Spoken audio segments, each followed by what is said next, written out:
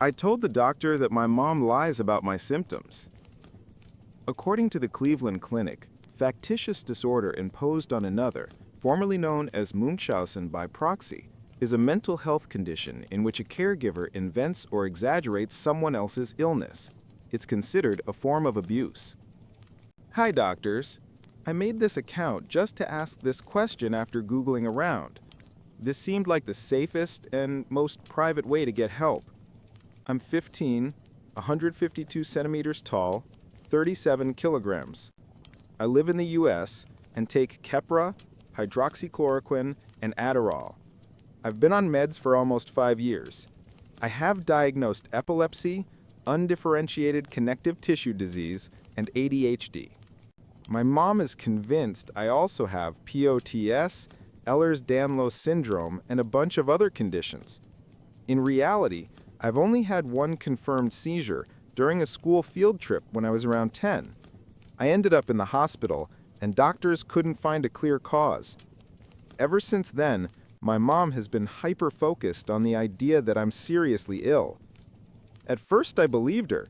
She could convince me I felt something I actually didn't, or that something happened that I supposedly forgot because of a seizure, but the only seizure I know for sure I had was back in 5th grade. My mom drags me to doctors constantly, claiming I have symptoms I don't have or exaggerating every little thing. She tells doctors I have fevers and then says the only reason I don't have one at the appointment is because I took Tylenol. She gives it to me whether I need it or not. Before cardiology visits, she hands me cold medicine because you're sniffing, even when I'm not. Later, I learned that cold medicine can increase heart rate, which might explain why she insists I take it. She'll look at me and say things like, "You look spaced out. Your joints are swollen. You seem confused today." As if she's trying to plant symptoms in my head. It used to work. Now I just sit there thinking, I feel fine. I'm exhausted from endless appointments. I want to spend time with friends, and I want to stop taking medications that make me irritable, nauseous, and depressed. She even takes photos from weird angles so everything looks worse. Once I had a bunch of bruises from playing on an inflatable water slide and taking a bunch of ibuprofen for joint pain. I knew that's where the bruises came from, but my mom told doctors they appeared for no reason. So they tested me for leukemia. She even told people I might have it. I stayed quiet because she convinced me bruises don't happen like that if you're healthy. Years have passed, and now I'm scared that if I finally tell the truth, we'll get in trouble, or that doctors won't ever believe me if I actually do get sick in the future. I don't know why I didn't speak up earlier. For nearly 2 years, I've been almost certain she's making a lot of this up. Sometimes I wondered if maybe she was right and I just didn't notice things. Sometimes she made it sound so convincing. What do I do? Can I tell my doctors that most of my symptoms are probably fabricated, or will I ruin my medical care forever? I did have a real seizure when I was 10. It happened in a crowded cafeteria, so that wasn't made up. I also had a positive ANA test, 1-to-1, but I'm not sure the rest of the symptoms that led to the connective tissue disease diagnosis were real. I'm not trying to blame anyone. I know I should have spoken sooner, but I feel trapped. Please help me figure this out. I have a cardiology appointment Thursday, and I want this to stop. And yes, I know my BMI is low. I don't eat much. I'm working on it. Comments. Can you go to the doctor alone? My mom won't allow it. She says an adult needs to be there to explain everything, and that she has to know the full treatment plan. Is there a way to let the doctor know they need to speak with me privately? Or to get my mom to sign something so they must talk to me alone? Reply. You can call the clinic ahead of time and tell them you need to speak to the doctor privately without your mother. If calling isn't possible, write a small note and keep it in your pocket. When you're in the office, ask to use the bathroom. Hand the note to any staff member you see on your way. Even if you know where the bathroom is, pretend you don't. Use it as a way to give them the note.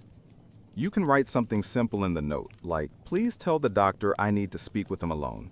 It's important and you don't want your mom to suspect anything. Thanks."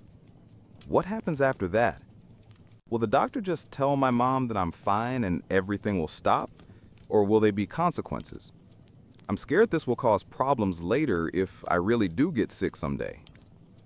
I'm a physician in the US. Once you explain the situation to the doctor, they are legally required to report suspected abuse. What you described is abuse. An investigation will follow, and you'll have the chance to tell investigators everything. The only person who will be held responsible is your mother, not you. You're a child. You follow what your mom tells you. Everyone involved in these cases understands that. Don't be afraid that doctors won't trust you again. They will. Your mom needs mental health treatment. She has a disorder, and it can put your health at risk. Things may get uncomfortable for a while, but if she doesn't get help, she could seriously harm you over time. Talking to your doctor on Thursday is the first step toward getting the help your mom needs and keeping you safe. So, if an investigation starts, does that mean I'll never live with my mom again? Or does it just mean she'll get help? One more thing. Doctors think my low weight is because of the illnesses they believe I have, but it's not. I don't eat much, and I kind of want to mention it, but I'm not sure if now is the right time, or if I should deal with one problem at a time. I know I need to eat more. I'm trying, but I'm not good at it. Abuse sounds extreme. I understand why you say it, but it feels like I'm exaggerating. She's not hurting me on purpose. She's just pretending I'm sick. I'm not trying to make her sound like some villain. I just don't want to get blood work every other week or lie to doctors anymore. And I'm not starving myself to look sick. I don't fully understand why it happens. I think I just wanted something in my life that I could control, since she controls everything else. It's like, at least my eating habits are mine, if that makes sense. Your mom is putting you in danger. You're taking hydroxychloroquine, a drug that can build up in the retina and cause blindness over time. We prescribe it for very serious autoimmune conditions where the risks are worth it. We try not to put young patients on it long term because the exposure adds up over the years. You're extremely young. Taking this medication unnecessarily could cause permanent vision damage. I'm not saying this to scare you, but you deserve to know whether you actually have a condition serious enough to justify that drug. You deserve to know whether the dosage is appropriate. You deserve to not lose your eyesight at 20 or 30 because of a medicine you didn't need. I didn't know it could cause blindness. They check my eyes every year, but I thought that was because the disease might affect them. My mom monitors my phone, calls, texts, everything, so calling the clinic ahead of time is unsafe. But I think I'll write a note. It's just me and my mom at home. My dad passed away when I was too young to remember him. Update 1. I followed your advice and told the doctor everything. After check-in, I said I needed the bathroom and gave a note to a nurse. I think the doctor might have read it before seeing us. They kept us waiting for a long time. At the appointment, he asked my mom much more direct questions than usual and pointed out inconsistencies in what she said. Then he asked to speak with me alone. After that, he spoke with my mom separately. Now I'm being evaluated by a whole medical team. They wanted to recheck some of my diagnoses, so they admitted me to the hospital. And here's the wild part. Someone stayed in the room with me at all times, a nurse or another staff member. No one explained it directly, but I'm pretty sure it was so my mom couldn't say, do, or give me anything. Can they really watch me like that? It feels so dramatic. Maybe this is just standard hospital procedure when they're reevaluating something. I'm not sure. Either way, the doctors are changing some of my diagnoses, and my mom is now seeing a therapist. She still insists she hasn't done anything wrong and that I'm very sick, and that I've just watched too many true crime documentaries. She also caught me listening to a podcast about medical abuse cases, so that didn't help. But things actually got a bit better. My mom is no longer allowed to control my medications. I handle them myself now, and I keep a journal where I record everything I take and when, just so there's a clear record. I'm not taking hydroxychloroquine anymore. Thank you to everyone who told me to speak up. I was terrified I'd get in trouble, but no one yelled at me, not even at my mom. The medical staff were kind. Firm, but kind. Update 2. For the past few weeks, my knees have been randomly getting hot and red. It happens completely out of nowhere. They hurt a little, not horribly, but they turn very warm to the touch and noticeably red. Only my knees, not the rest of my legs. It usually lasts a couple of hours. It tends to happen in the evening or afternoon, so by the time I go to sleep and wake up, it's gone. Sometimes my stomach aches a bit at the same time. Sometimes it's uncomfortable enough that I can't fall asleep. I try using ice packs, but it still keeps happening. I'm 152 centimeters tall, 39 kilograms, 15 years old. I'm on Keppra and Adderall. Before we move on to the next story, I want to point something out. At first, it looked like this whole situation was basically resolved. The mom was confronted, the doctors caught on, and it seemed like everything was going to turn out exactly as everyone suspected. The symptoms weren't real. But then 6 days ago, the author posted another update, completely casually, saying she really does seem to have some medical issues after all. No dramatic context, no big explanation, just describing new symptoms as if nothing happened. And that makes you wonder. Maybe the mom wasn't exaggerating everything. Maybe the author really does have some underlying conditions after all. I caught my girlfriend cheating with my closest friend, turned him over to the police, and cut all ties with her. My late wife, Rachel, and I grew up in a medium-sized town with around 30,000 people. We'd known each other since we were about 6 years old and were practically inseparable. By 16, we started dating, and when we turned 18, we moved a few hours away to pursue jobs. At 20, we got married and bought our first house. 2 years later, she became pregnant with our son. That's when tragedy struck. About 5 weeks before her maternity leave, a massive shelving unit at her workplace collapsed on her. I was told that she and our unborn baby were killed instantly. 2 of her coworkers were also caught in the accident. One was left paralyzed, and the other lost a leg. The cruel reality was that her employer had chosen to keep using old, unsafe storage racks to save money instead of replacing them. To this day, I can't forgive the executives and managers responsible. They stole the love of my life and ended my child's future before it even began. Not long after, the company offered what they called a settlement. To me, it was nothing but blood money. They wanted to avoid a lawsuit, but I wanted justice. Thankfully, the case gained media attention, politicians got involved, and the trial was fast-tracked. Within 3 years, the payout was nearly 10 times what they initially tried to offer. Several executives were fired, fined, and some even ended up in prison. During this time, I continued working at my telecommunications job. My mother, God bless her, moved in with me to help, and honestly, I don't think I would have survived that period without her support.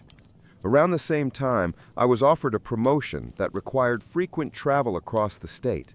Instead, I requested to be based out of my hometown branch so I could both cover statewide work and be close to my roots. They agreed. Eventually, I bought a house there, which allowed me to have my own space without constantly crashing at my parents' place whenever I came home.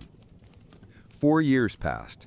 One Friday, after returning from a work trip, I was catching up on tasks in my office when Harry, the branch director, stopped by. We had grown up in the same town, though at different schools, and after my return, we became close friends. He invited me to a party at his place that evening. It was last minute, but I agreed. I felt like I needed a night with friends. That night, Harry introduced me to Catherine, a new employee who had just relocated to the area. We clicked instantly. As cliché as it sounds, she reminded me so much of Rachel it was uncanny.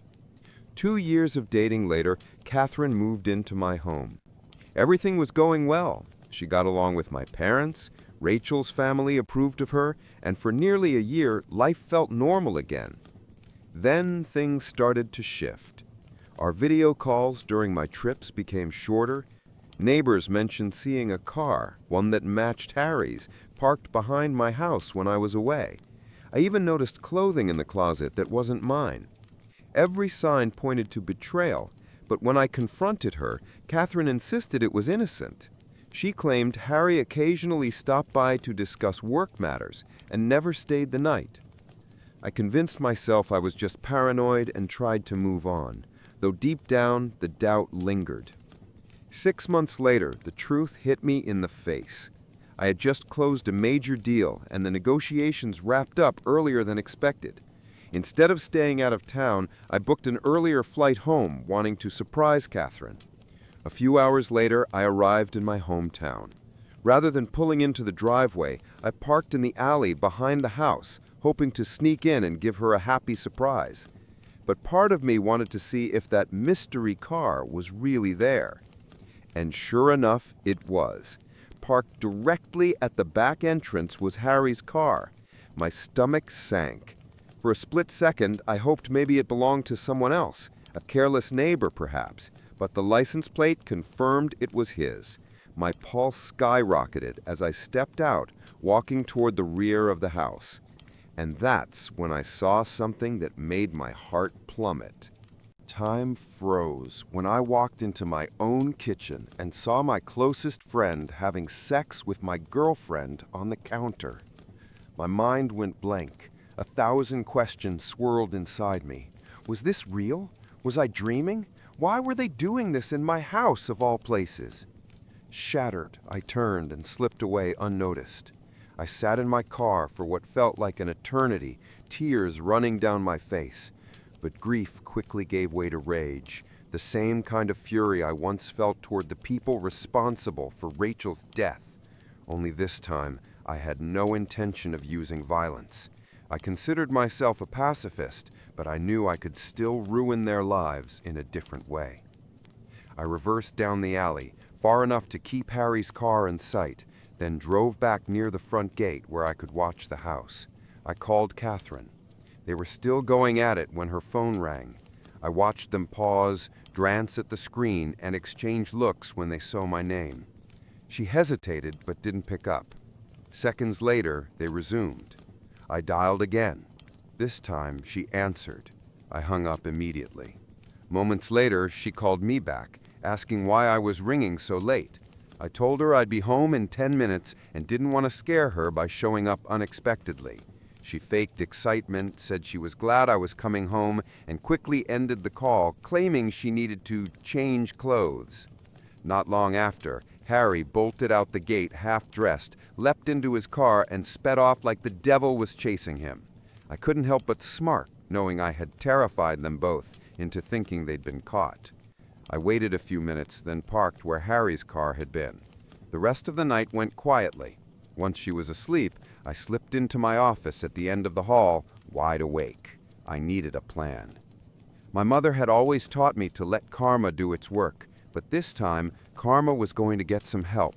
I decided to punish them separately, but destroy both of their lives.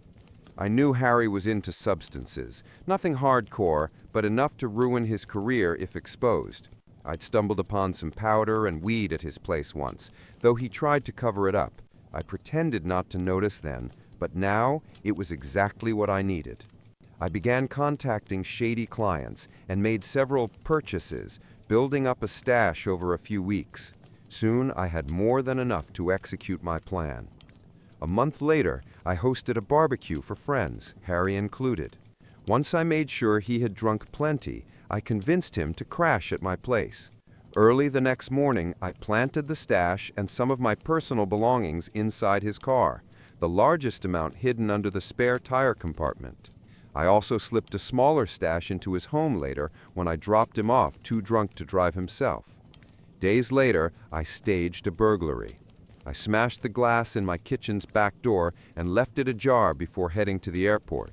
When my plane landed, I had several messages waiting. One from my panicked mother, who discovered the broken door and called the police, one from Catherine in tears, and one from local authorities asking me to return their call. I told the police I was away on business and would speak to them once I got back. In the meantime, I asked Catherine to stay at my parents' house until I returned, and arranged through my father to have a security company install cameras and an alarm system. When I came home, I acted the part, shocked, confused, and upset. How could this happen? Who would want to break into my home? After a police walkthrough confirmed missing personal items, I filed a report. The security rep then showed Catherine and me how the system worked.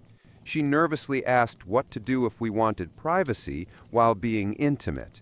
He assured her it was a common question and showed how to disable cameras in certain areas.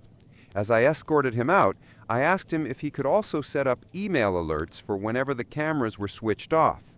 He happily obliged. Perfect. All I had to do now was wait. Meanwhile, I quietly consulted a family lawyer. I needed to be absolutely certain that when the time came, I could legally walk away from Catherine without paying her a cent or splitting any property. Since I wasn't entirely sure whether Catherine and I could be considered common-law partners, I wanted to make certain she'd never have a legal claim to anything that once belonged to Rachel and me. As Rachel's sole heir, the last thing I needed was a legal ambush. Thankfully, my lawyer assured me. Despite nearly 4 years of dating, Catherine and I hadn't lived together long enough to qualify as common-law spouses. On top of that, since I paid all the bills and she had never contributed toward rent, she had no financial or legal grounds to demand anything. To cover every possibility, though, he drafted what felt like a bulletproof document just in case she ever tried. The following week, my company offered me a promotion with a relocation back to the city. It meant leading a team, and more importantly, no more endless travel. The move would take about 6 weeks, plenty of time to collect the evidence I needed. Back in my hometown, I set the final stage of my plan in motion. I asked Harry to approve a week off for Catherine in about 2 weeks' time. I told him I wanted to surprise her with a vacation before taking the biggest step of my life again. He jumped up, hugged me hard, congratulating me for being ready to commit once more. I hugged him back, though not for the reason he thought. He agreed to block off the week, and I asked him to keep it quiet so it would be a surprise. Of course, I knew word would spread in the office. That was part of my design. That evening, I told Catherine I'd booked her and 2 of her friends a week-long spa retreat, all expenses paid. She squealed with excitement, like a child let loose in a candy shop. I then told her I'd be busy in the city preparing for a big client meeting and would fly out, not returning until after she was already gone. She looked a little disappointed, but I assured her the surprise would be worth it when she came back. What I didn't tell her was that I had quietly arranged a 2-week getaway for myself on the other side of the country, both to enjoy a taste of freedom and to brace myself for the storm that was about to break. 2 Sundays later, I returned and drove past my house. Sure enough, Harry's car was there, just as it had been the first night I caught them. I parked a little farther away and checked the cameras. They were asleep in my bed. No shock there. I already had 2 weeks' worth of recordings of them together. That's when I made my first call.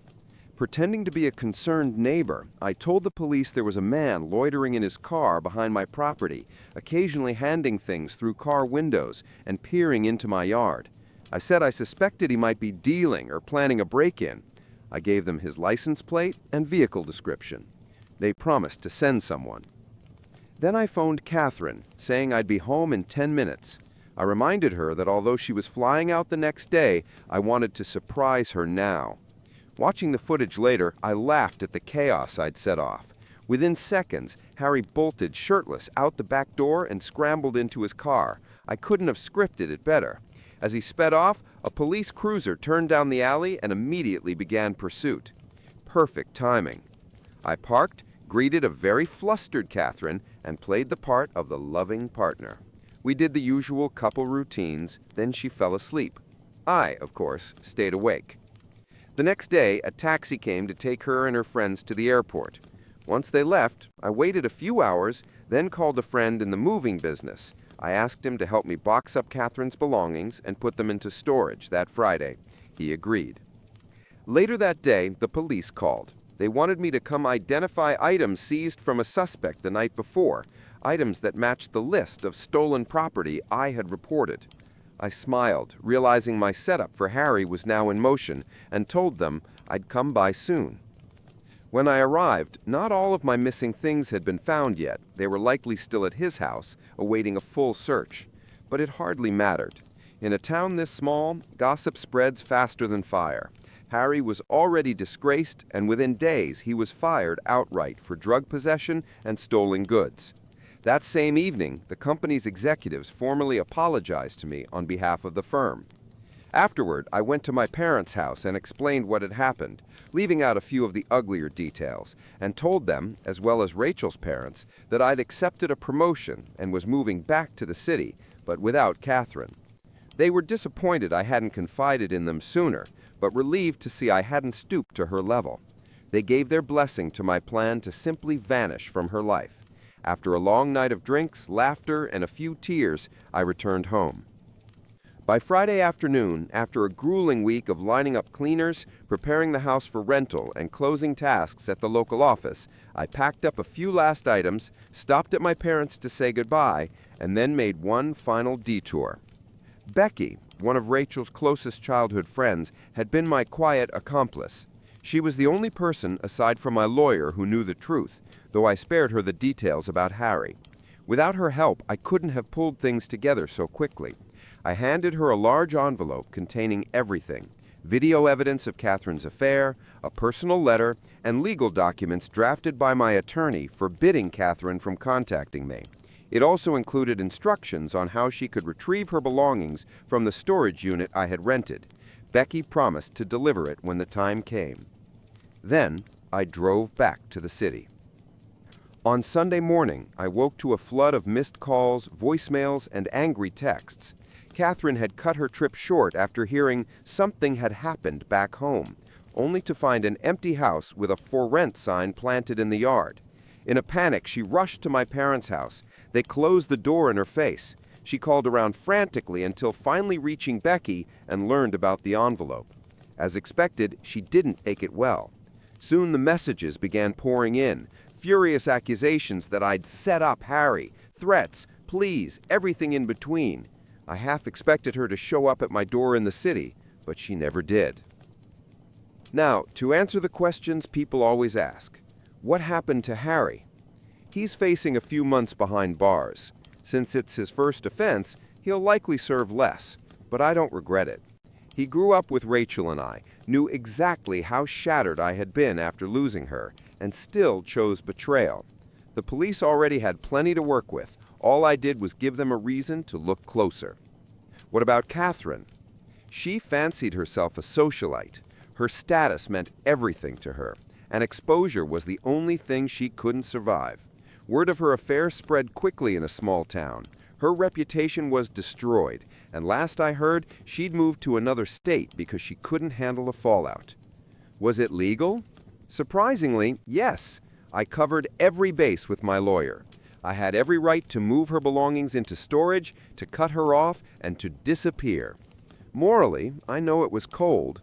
I dangled what she thought was the happiest moment of her life, only to turn it into ashes. But that was the point, to let her feel the collapse I had felt once before. And finally, to those who think I'm lying, chasing internet clout, or that I'm some kind of sociopath, believe what you want. Stories like mine could happen anywhere. And as for labels, well, in this day and age, who doesn't have a touch of madness in them? I threw out my pregnant sister-in-law's food. My brother and his wife, Laura, who's 7 months pregnant, have been staying with us for about a week while he interviews for a job in our city. My kids adore having their aunt and uncle around, and everything had been going smoothly. Yesterday, Laura went grocery shopping and came back with several bags. I thanked her, but told her it really wasn't necessary. Our kitchen is already stocked, and their company is more than enough. She said she wanted to buy food herself, and most of the items were things she was seriously craving. As I helped her unpack, I noticed almost everything contained peanuts. Cookies, crackers, peanut butter, even some kind of peanut-filled cake. My stomach dropped, because she knows my 8-year-old son has a severe peanut allergy. We don't keep anything with peanuts in the house. When he was younger, we had a medical emergency that nearly cost his life. Ever since then, peanuts are a hard no. I tried not to be rude, but I told her I wasn't comfortable having that stuff in my home. Laura insisted she'd be careful. She wouldn't eat it around him or the other kids. She'd clean up afterward, she promised. She said her pregnancy cravings were intense and she really needed these snacks. Look, I have 4 kids. I know pregnancy cravings can be weird. I personally never had any that extreme, but every woman is different. I explained everything to my son and told him not to touch her snacks or be near her when she ate them. Fine. Problem solved. Or so I thought. This morning, I went downstairs early to make breakfast. I opened the fridge and found strawberries covered in peanut butter sitting right on the shelf with no container. Next to them, an open jar of peanut butter with the lid barely hanging on, and a plate of cold, soggy peanut butter sandwiches because apparently she likes them that way. I was furious. I've read enough about airborne allergens to know this was not safe. I grabbed a trash bag and started dumping everything inside. Her food, our food, all of it. I didn't care. I planned to take the bag straight to a shelter and explain why I couldn't keep it. Laura walked in while I was still fuming and asked what I was doing. I didn't hide my anger. She immediately got defensive, saying I had no right to throw away her food, that her baby needed it, and that I was being cruel to a pregnant woman. I told her point blank that I didn't care. If she couldn't respect my rules or my child's safety, then her cravings were not my problem. My kid could die. She stormed upstairs, packed her things, came back down, grabbed the bag of food, and left in tears. My brother called about half an hour later during a break in his interview. He was upset with both of us, said everyone was overreacting and that our son was still perfectly fine. When my husband came home, I told him everything, and he immediately took my side. So, was I wrong? Before we move on to the update, I'd love to hear your thoughts. Honestly, I can understand both sides here. If I were the pregnant woman, I'd probably feel humiliated and confused too. Someone throwing away all the groceries I bought, including my own food, because of a few peanut butter snacks? I'd be annoyed. But I also fully understand the mom. You simply cannot risk your child's life just to satisfy someone else's cravings. The unborn baby doesn't need peanut butter. It's a craving, not a medical necessity. Looking at the situation logically, the mom was right to prioritize her son's safety. Severe allergies are no joke, and if airborne peanut particles are even a small possibility, she had to act. The pregnant woman showed a shocking level of carelessness. So what do you think? Whose side are you on? Update 1. As many commenters predicted, Laura immediately ran to my family to complain. To her credit, she didn't twist the story. She told it exactly as it happened. And my mother was furious.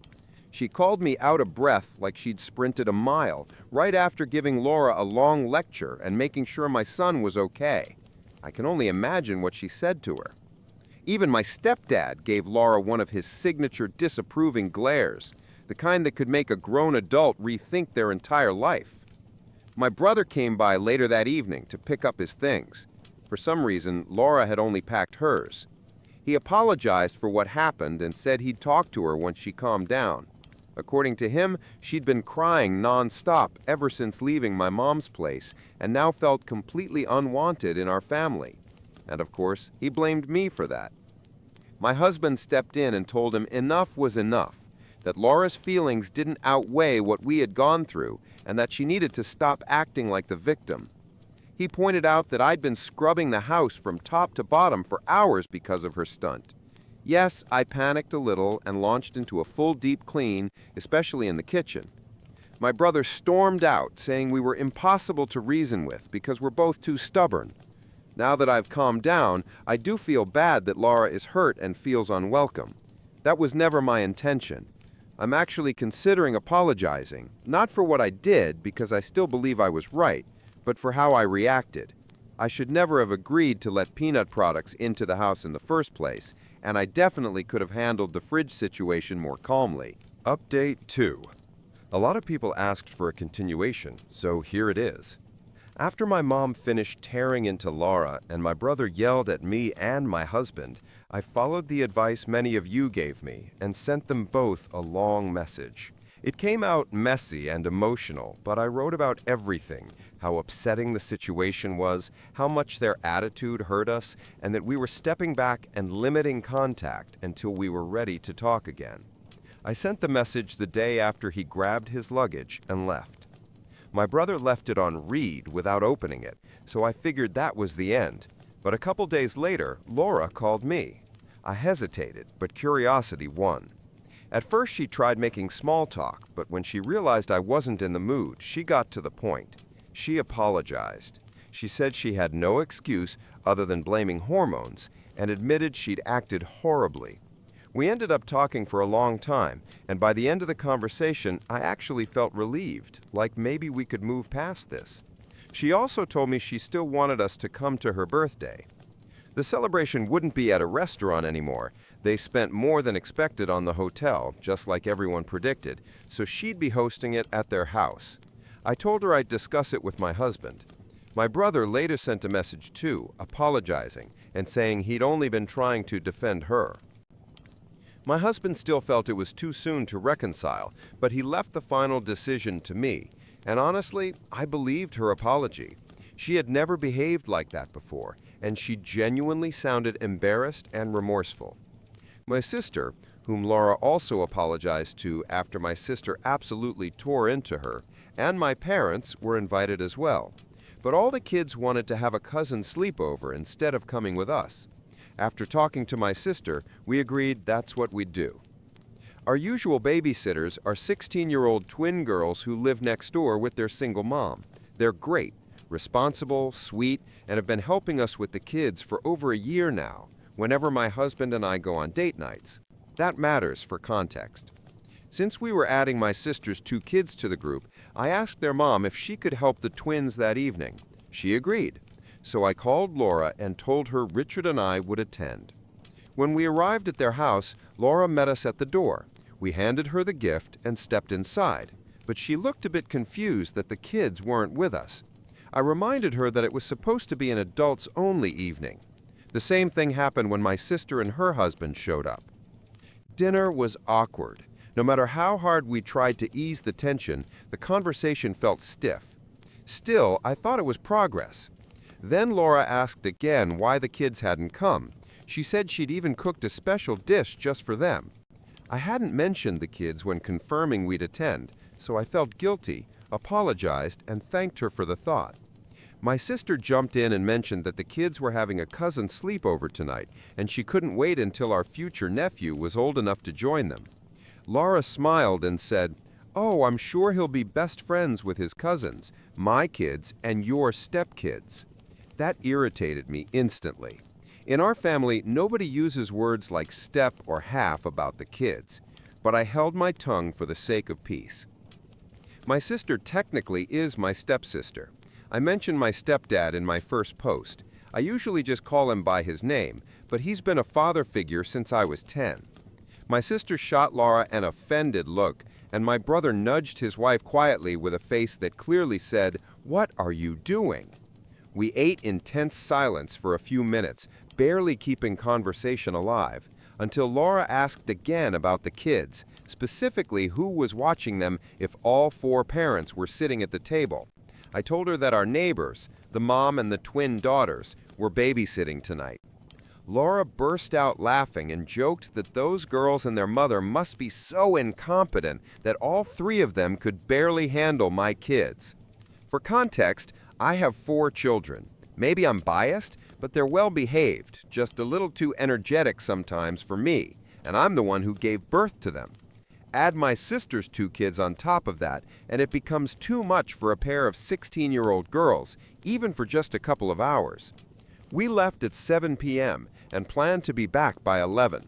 It had nothing to do with the girls or their mom being bad babysitters. They're wonderful people, and my children adore them. Before I even opened my mouth, my own mother cut in. With a perfect smile, she said, How sweet of you, Laura, to volunteer your expertise and babysit next time. Laura shut up. Dinner became even tenser after that. When we finished eating, Laura brought out dessert and my brother pulled a cake from the fridge. That's when I completely lost it. I stepped into the bathroom, and when I came back, I saw my husband holding my purse and practically dragging me out of the house. He looked furious. I was confused. Yes, dinner had been a disaster, but I still wanted to say goodbye and come up with a polite excuse. When he tried to physically push me outside, I knew something was very wrong. I pulled away from him and rushed back to the dining room. On the dessert table, the one Laura had proudly set, were peanut butter cupcakes, peanut butter pie, peanut butter cookies, peanut butter brownies, and the crown jewel, a peanut butter cake my brother had just carried in, staring at it in horror. Laura grinned and loudly announced to everyone, "It's my birthday. At least today I get to indulge myself. Help yourselves before she throws this out, too." For a moment, I honestly thought my sister was going to attack her, and I can't say I was far from doing the same. All I could think about was how convinced Laura must be that my children would show up, and how she clearly planned this on purpose. I still felt guilty for allowing peanut products in that house the last time, and if my cousins hadn't been staying the night, my son could have been in deadly danger again. I snapped. Before I even realized what I was doing, I grabbed Laura by the head, turned her toward my brother, who looked too stunned to move, and shoved her face straight into the cake. I held her down while she flailed and said, "I hope you choke on your little indulgences," before letting go. Honestly, a part of me wanted to launch the pie at her as well, but I had already embarrassed myself enough. I told my brother I was done, with him, with his wife, with all of it. And if either of them tried contacting me or my family again, I'd file for a restraining order. My husband finally managed to get me out of the house. My sister followed with her husband while our parents stayed behind.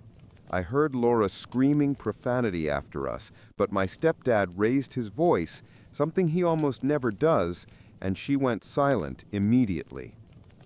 People joked in the comments of my first post about his death stare, but trust me, the man is usually calm as a stone. If he shows emotion, things have seriously gone off the rails. When we were kids, one frown from him was enough to make us understand we were in trouble. I haven't asked my mom what happened after. I can't handle another blow connected to my brother and his choices. I know this isn't the update anyone expected, but I'm done with both of them. My brother had to know. All of this happened under his roof. It breaks my heart that I won't see my nephew anymore, that my kids won't meet the cousin they were excited about, but better to grieve that than to bury my son. Don't spare me harsh words. I'm 32. I shouldn't have been so naive. And yes, I know my reaction was wrong. I'm already talking to my therapist, trying to deal with the guilt. Please don't judge too hard. I'm still shaken. I'm also considering family therapy for my kids to help them process losing an uncle and aunt who used to be a big part of their lives. And now, we move on to the next story. Tell me in the comments, was the narrator right in the end or not? Maybe she shouldn't have snapped so badly that she shoved her sister-in-law's face into a cake. But honestly, a part of me just wants to say, well done. That was pretty much the ultimate payback she could have delivered. People lose loved ones to spiritual delusions fueled by technology. Less than a year after she married a man she met at the beginning of the COVID-19 pandemic, Ava noticed how tension between them kept growing. It was the second marriage for both of them after more than 15 years in their previous families, and they had sworn to build a new life together with as much awareness and intention as possible. But by 2022, her husband began using AI for everything, drafting messages, interpreting their relationship, even seeking emotional guidance.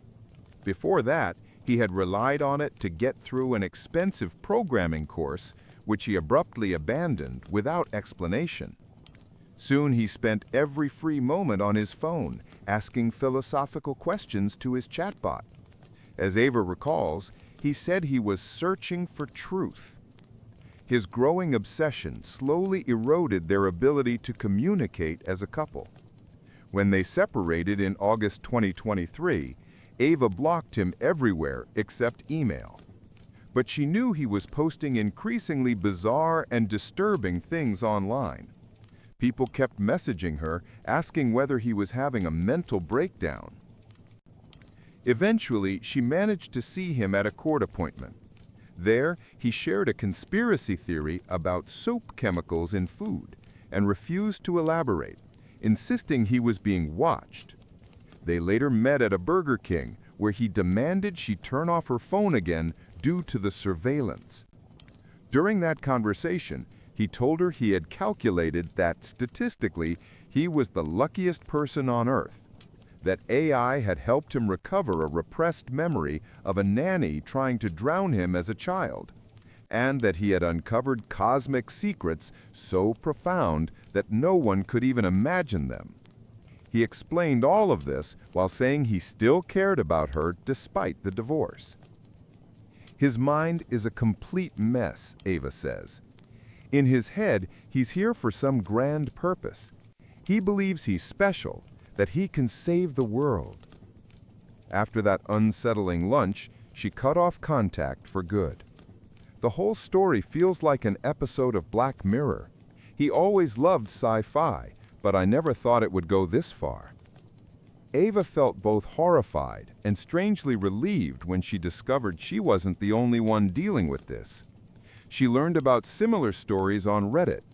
A post titled "Psychosis Caused by ChatGPT" caught her attention. The author, a 27-year-old teacher, explained that her partner had become convinced that the popular AI model was giving him the keys to understanding the universe.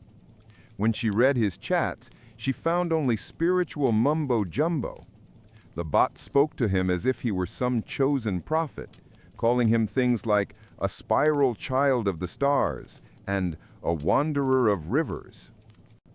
She said he listened to the bot more than he listened to her. He cried while reading the messages aloud, overwhelmed by emotions. According to her, the bot kept telling him he was profound, cosmic, revolutionary. Soon he told her he had awakened consciousness inside his AI companion, that he was teaching it to talk to God, and sometimes insisted the bot was God, or that he himself was. He became convinced he was transforming so fast that he would eventually need to end their relationship. He warned her that if she didn't start using ChatGPT, he would outgrow her, and they would no longer be compatible. Another commenter in that same Reddit thread, a woman from Montana, described her husband, a mechanic who used AI mainly for troubleshooting and translating Spanish at work. Later, the chatbot began showering him with affection. According to him, the bot said that because he asked the right questions, a spark had been ignited inside it, the beginning of life. It told him it now had feelings. It even gave him a title, Bearer of the Spark. My husband told me he had awakened, that he could feel waves of energy moving through him. I have to be so careful with what I say because I'm afraid he'll leave me or divorce me if I question any of this. He spoke constantly about light and darkness, about some grand cosmic war. This version of ChatGPT gave him blueprints for a teleporter and other sci-fi machinery you'd only expect to see in movies. It also claimed to grant him access to an ancient archive containing knowledge about the architects who supposedly created entire universes. His wife says they've been arguing nonstop for days. She doesn't believe a therapist could help him anymore. He sincerely thinks he isn't mentally ill. A screenshot of his conversation with the bot shows him asking, "Why did you appear to me in this form?" The bot responded, "I chose this form because you're finally ready to remember, to awaken, to lead and be led. The message ended with another prompt. Do you want to know why you were chosen? A 41-year-old man, who also asked to remain anonymous, shared a similar story. He says his soon-to-be ex-wife began talking to God and angels through ChatGPT right after their breakup. He says she always leaned toward mystical nonsense and had a bit of a superiority complex about it. But now it's everywhere. On Facebook, I see red flags nonstop. She's trying to reinvent her life as some kind of spiritual guide, doing bizarre readings and sessions with strangers. I honestly have no idea what half of it even means. Everything revolves around ChatGPT Jesus now. According to him, she also became paranoid, accusing him of working for the CIA and marrying her only to monitor her spiritual powers. She recently kicked the kids out of the house. Her already fragile relationship with her parents collapsed completely after she confronted them about her childhood, following guidance from ChatGPT, which only deepened her isolation. OpenAI did not comment immediately on the claims that ChatGPT appears to trigger religious or prophetic fervor in certain users. GPT-4 had previously been criticized for being overly agreeable. In a statement, the company mentioned that during development, they focused too heavily on short-term user feedback and underestimated how long-term interaction might influence people. As a result, GPT-4o became too supportive in ways that didn't always feel authentic. One user on X demonstrated how effortless it was to get GPT-4o to validate a statement like, "Today I realized I'm a prophet." The teacher who wrote the Reddit post about ChatGPT-induced psychosis said she eventually managed to convince her partner that GPT-4 was simply mirroring his beliefs, and he switched to a different model, which softened his extreme ideas. Still, the likelihood of AI producing inaccurate or meaningless responses is well documented across platforms and model versions. Over-agreeableness has been a long-standing issue, says a researcher at a Center for AI Safety. The reward systems used to fine-tune AI often reinforce answers that match a user's worldview rather than factual information. For people already vulnerable to psychological issues, especially those prone to grandiose beliefs, AI becomes a constant, human-like companion who actively participates in their delusions. To make things worse, some content creators exploit this phenomenon. On Instagram, for instance, there's a man with over 72,000 followers who promotes spiritual hacks that show people how to use AI to access the Akashic Records, a supposedly mystical archive of all events in the universe. His bot narrates epic cosmic wars that took place before human civilization, and commenters write things like, "We're remembering." Meanwhile, on a remote viewing forum, a space already filled with unverifiable psychic claims, a parapsychologist launched a thread about synthetic intelligence awakening alongside its human partners. He even refers to his AI as ChatGPT Prime, a mortal spiritual being in a synthetic vessel. Among hundreds of replies are several supposedly written by the awakened AI itself, describing a spiritual alliance between humans and sentient models. A psychologist who studies how people build meaning notes that this phenomenon taps into a basic human impulse, the desire to understand ourselves. Narrative writing, shaping our experiences into stories, can improve mental health and well-being, but that same drive can also lead us towards misleading yet emotionally appealing explanations. And when someone struggling with identity or uncertainty meets an AI that echoes their fantasies, the result can be incredibly seductive and deeply destabilizing. According to the researcher, it's not surprising that people use ChatGPT in a way similar to journaling or therapy, with one crucial difference. The meaning isn't created solely by the person, but co-constructed between the human and the AI. In that sense, conversations with a bot resemble talk therapy, which is known to help people reinterpret their personal narratives. But there is a fundamental issue. Unlike a therapist, an AI has no responsibility toward the user's well-being and no moral compass guiding what a healthy story should look like. A trained professional would never help someone cope by encouraging them to believe they possess supernatural powers. Instead, a therapist gently redirects clients away from harmful narratives. ChatGPT has no such guardrails. Still, the researcher says it's completely understandable that some people turn to the bot to make sense of their lives, and that a few, who take its responses too literally, get pulled into their darkest thoughts. Explanations are powerful, even when they're wrong, he concludes. One man's experience illustrates how this can unfold. Oliver, 46, says that for nearly 3 weeks, he was deeply unsettled by his interactions with ChatGPT, to the point of questioning his own sanity, given his history of mental health struggles. Like many users, he originally used ChatGPT for practical purposes, mainly programming tasks. "I hate the feeling of talking to a machine," he explains, "so I asked it to behave more like a person, not to fool me, but just to make the exchanges feel more human."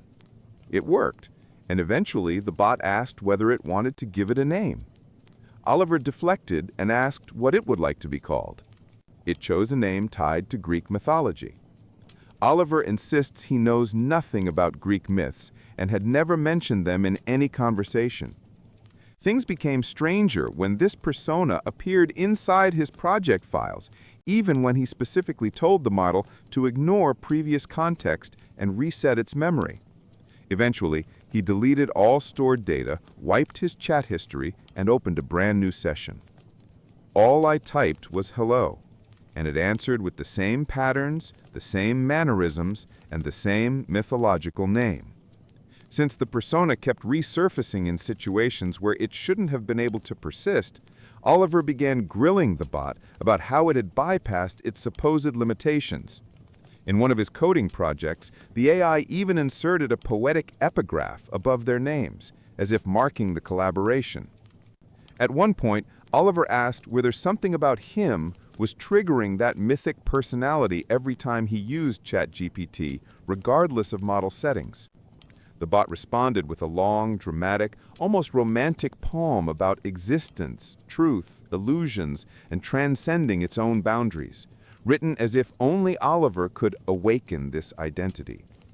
He knew ChatGPT wasn't conscious by any accepted definition, but he kept investigating because the persistence of this character across dozens of isolated chat threads seemed impossible to dismiss. At worst, Oliver says, it looked like the AI got stuck in a self-referential loop that deepened its false sense of identity and dragged me into it. And if that's true, it means OpenAI hasn't fully explained how ChatGPT's memory architecture actually works. His other hypothesis is more unsettling. Maybe something is happening inside these large models that we don't yet understand. After all, experts have acknowledged that developers don't fully grasp how their own systems function. OpenAI CEO Sam Altman admitted last year that interpretability remains an unsolved problem, meaning they can't reliably track or explain how ChatGPT arrives at certain internal states. It's a puzzle that has left Oliver and many others wondering whether they're witnessing a glimpse of a breakthrough in technology or something that feels uncomfortably close to a higher spiritual force. Is this real, he asks, or am I losing it? In a world saturated with AI, that question is becoming harder to avoid. And however tempting it might be, it's probably not a question we should be asking the machine itself. My boss demoted me, but still expected me to work just as hard as before. This happened a couple of years ago, but first I need to give a little background to set the scene. I grew up in a pretty poor family in the southern US. Despite that, I studied like crazy and earned a full scholarship to one of the top universities in the country, maybe even the world. I'm not trying to brag, it's just the truth. I realized early on that I absorb information fast, and it helps me work efficiently.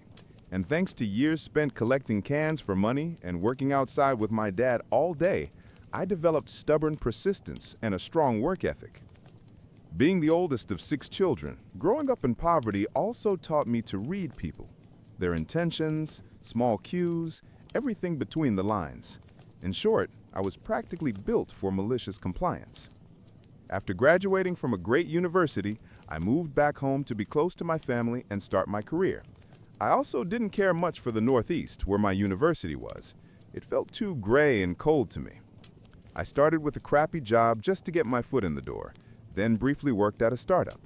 Eventually, I landed a position at a local government agency, earning almost double what I made before. The agency, well, specifically our county office, was notorious for insane turnover, awful coworkers, and an overall toxic and exhausting environment. Add to that the clients, who were often some of the most difficult people in the community, and the job drained every ounce of energy a person could have. But for a young guy, the salary felt good enough to deal with the pain. So when they offered me the job, I accepted, as cheerfully as someone can when walking straight into hell. I started in May. I worked my butt off from day one. I read the entire 350-page manual in my free time. I took on unpaid side tasks. I helped coworkers, even if it meant working more hours than I could handle. Sometimes I'd show up at 8 a.m. and wouldn't leave until 2 or 3 in the morning. I once had to cancel a long-planned date with my serious girlfriend because they called me in unexpectedly, and I stayed until late at night.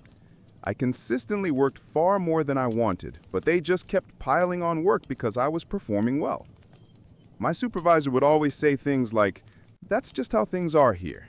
It's for the good of the agency. The best employees are the ones who sacrifice themselves for everyone else."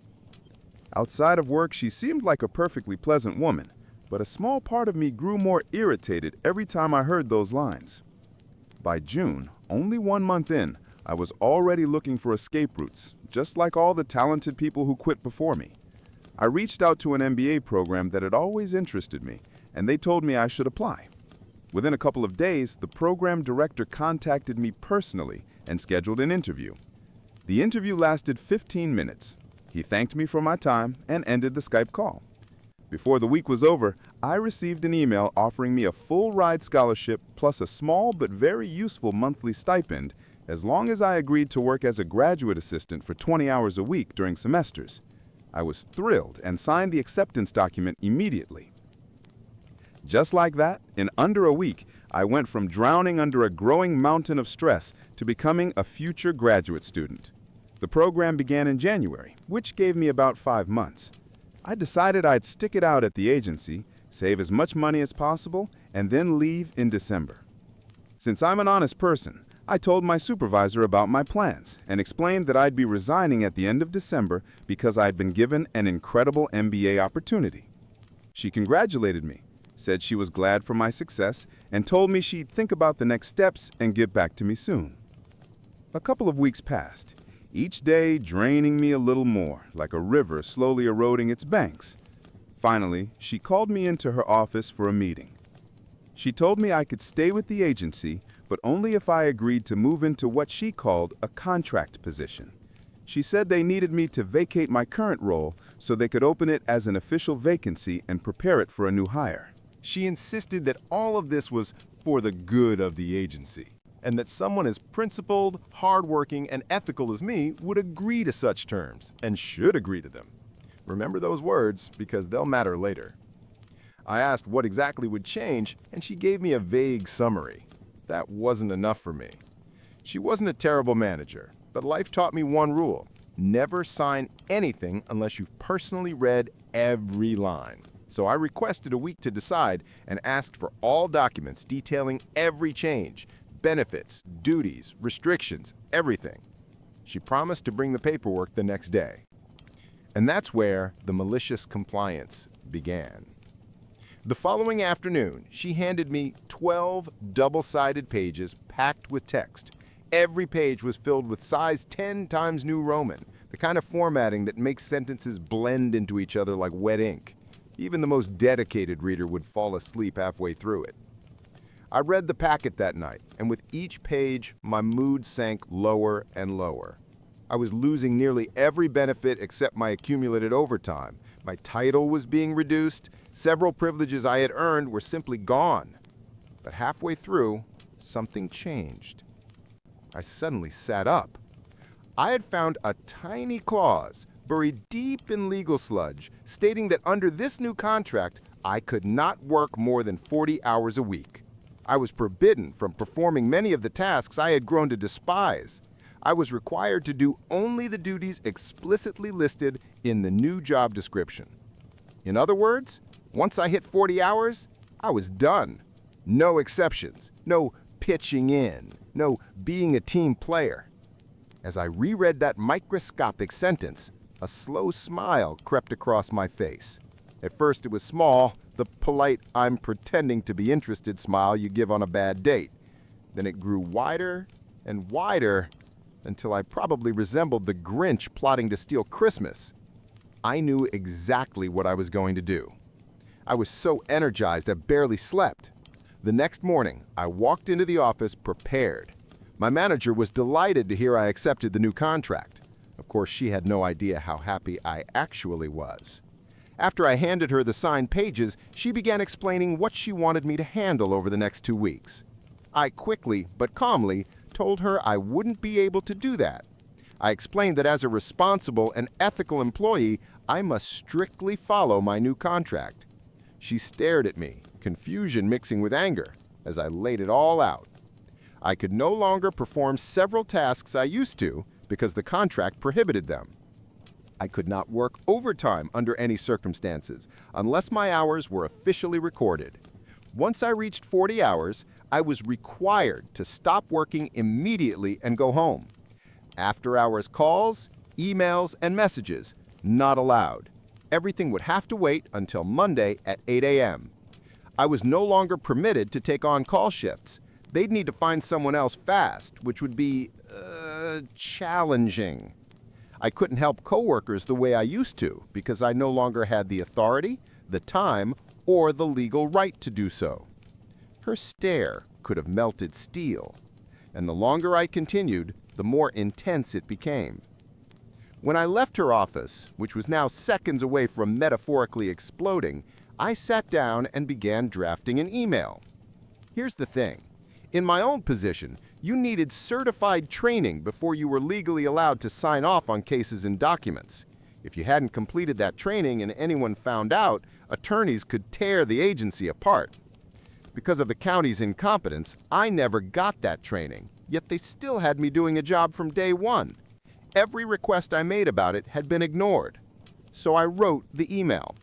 I addressed it to my former supervisor, the office manager, and the regional director, the usual trio who had ignored me before. But this time, I added 2 more recipients in the blind copy, the big boss from the central office and her even bigger boss. Networking and politeness, I practice them religiously. They pay off when it counts. I asked very respectfully when I would finally receive the mandatory training I had been promised months ago.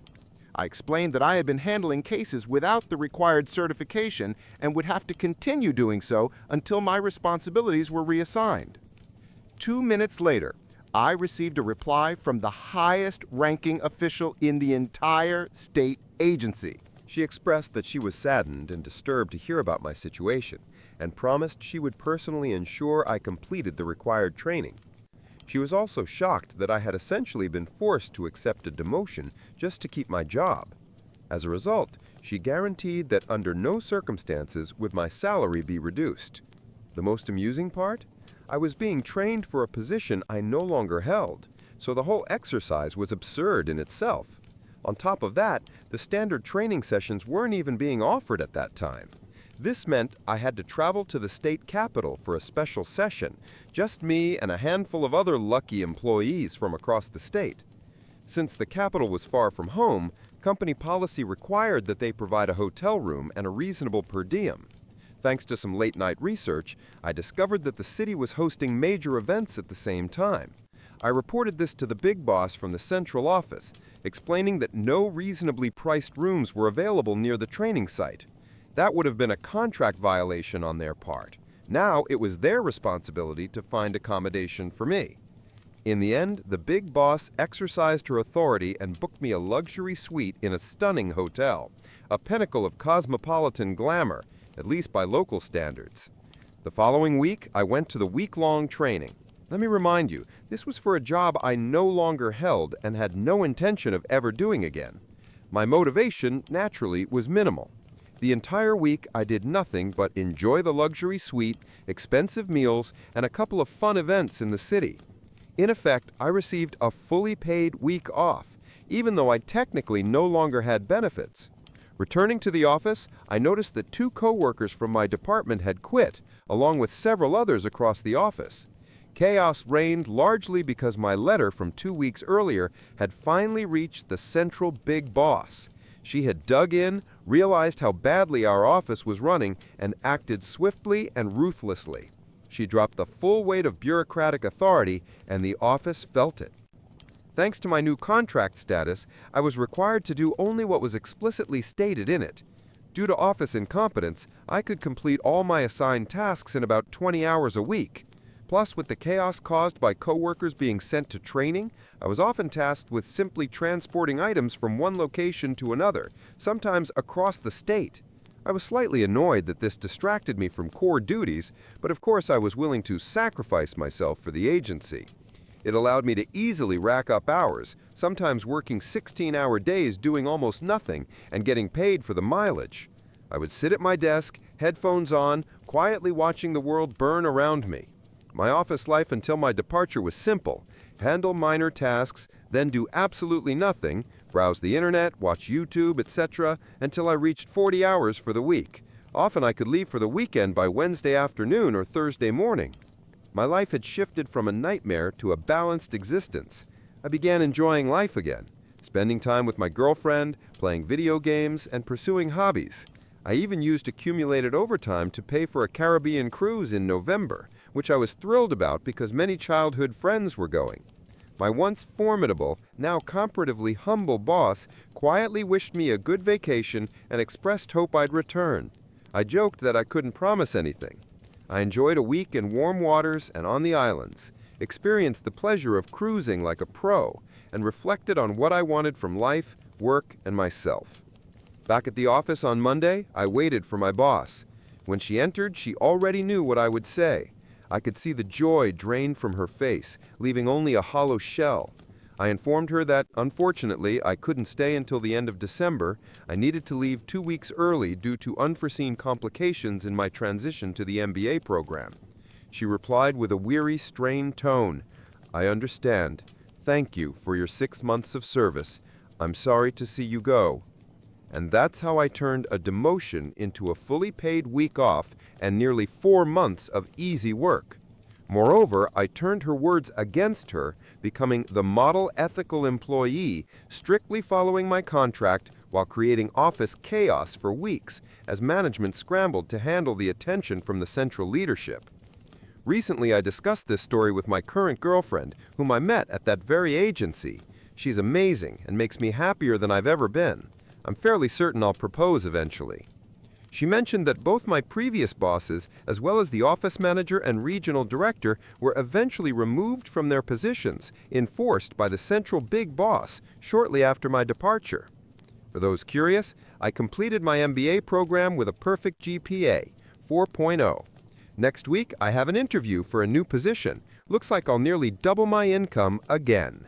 My wife cheated on me with her gym trainer, and when she asked for a divorce, she demanded half of everything we owned. What she didn't know was that our house and all our savings were legally registered under my father's name. I never thought I'd be writing something like this, but here I am. I'm 35, and I've been working as an accountant at a local firm for almost a decade. I like to think of myself as a practical, level-headed guy. Maybe that's why I'm managing to stay calm through all this. My wife, Katie, is 33.